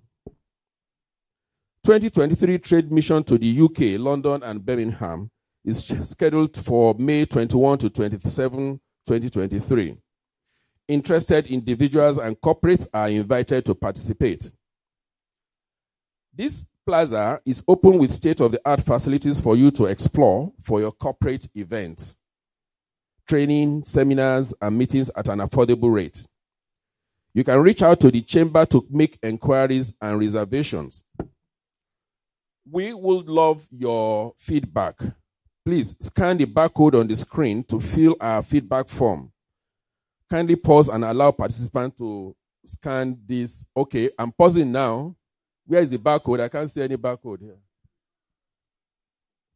Okay, thank you. If you are interested in becoming a member of the chamber, please visit our website, www.nbcc.org.ng,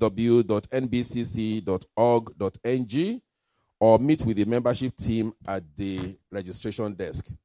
Finally, please follow us on social media to be informed of all our activities, and you can see the social media handles. Thank you very much, and God bless.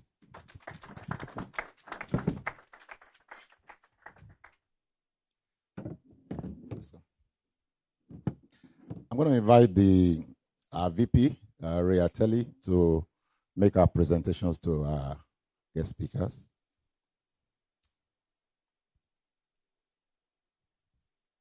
Our Deputy President to make the presentations to speakers. We're starting from Doctor. We're starting from the lead speaker.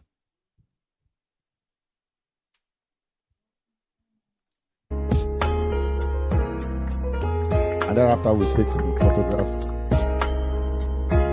Okay, Ray, this is we should come to the center.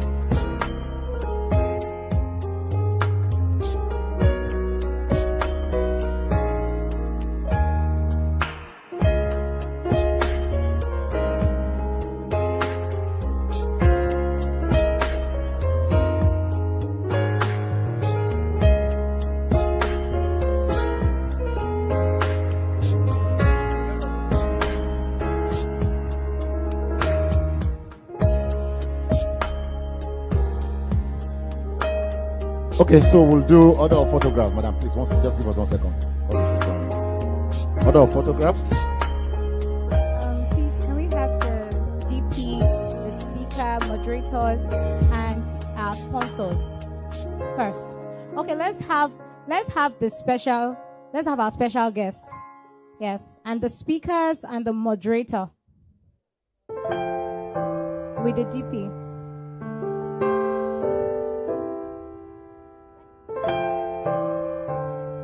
The speakers, the deputy president, the moderator, and our special guest.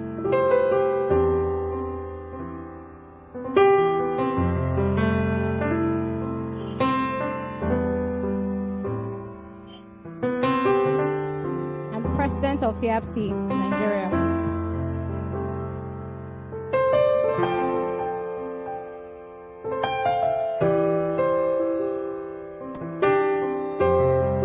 Thank you very much. Okay, please hold. Please look at the camera and smile.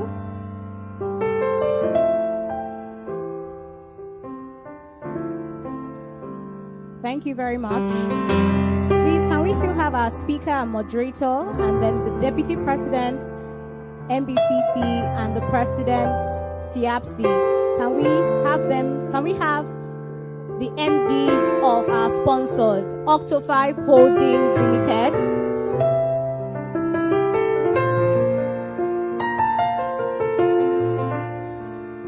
can members of FIABC please hold? Let's have the deputy president of MBCC, the president of FIABC, speakers, moderator, and representatives of our sponsors, Octo5 Holdings.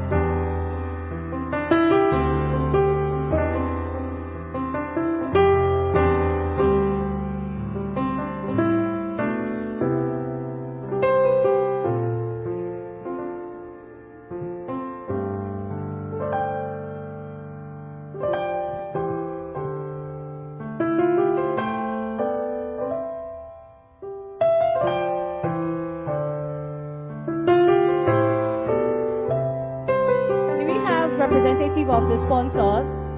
Okay. Can we?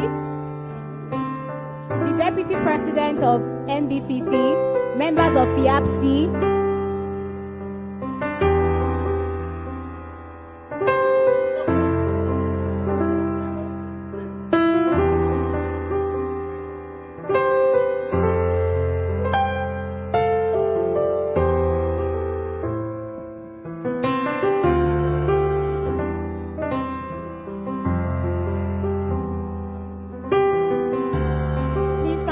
of the CRE committee of the Nigerian-British Chamber of Commerce, please join.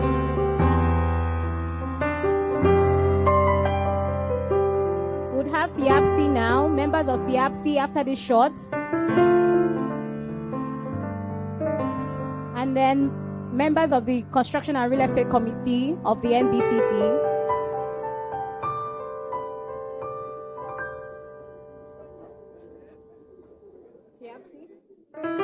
Members of FIABC, sir.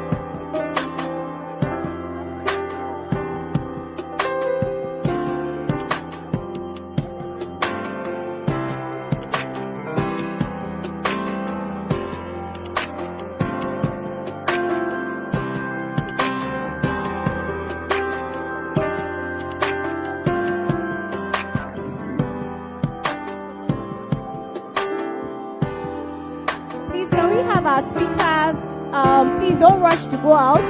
We have our interview sessions with you. Please, dear speakers, do not rush to go out. We would love to have interview sessions with you. Thank you very much, everyone.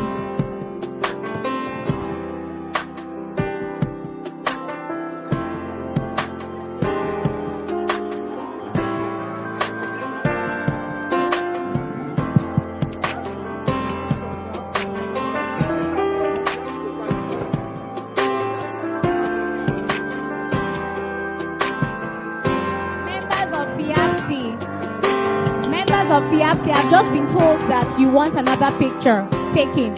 Oh, please, can the members of FIAPSI take the picture together with our special guest?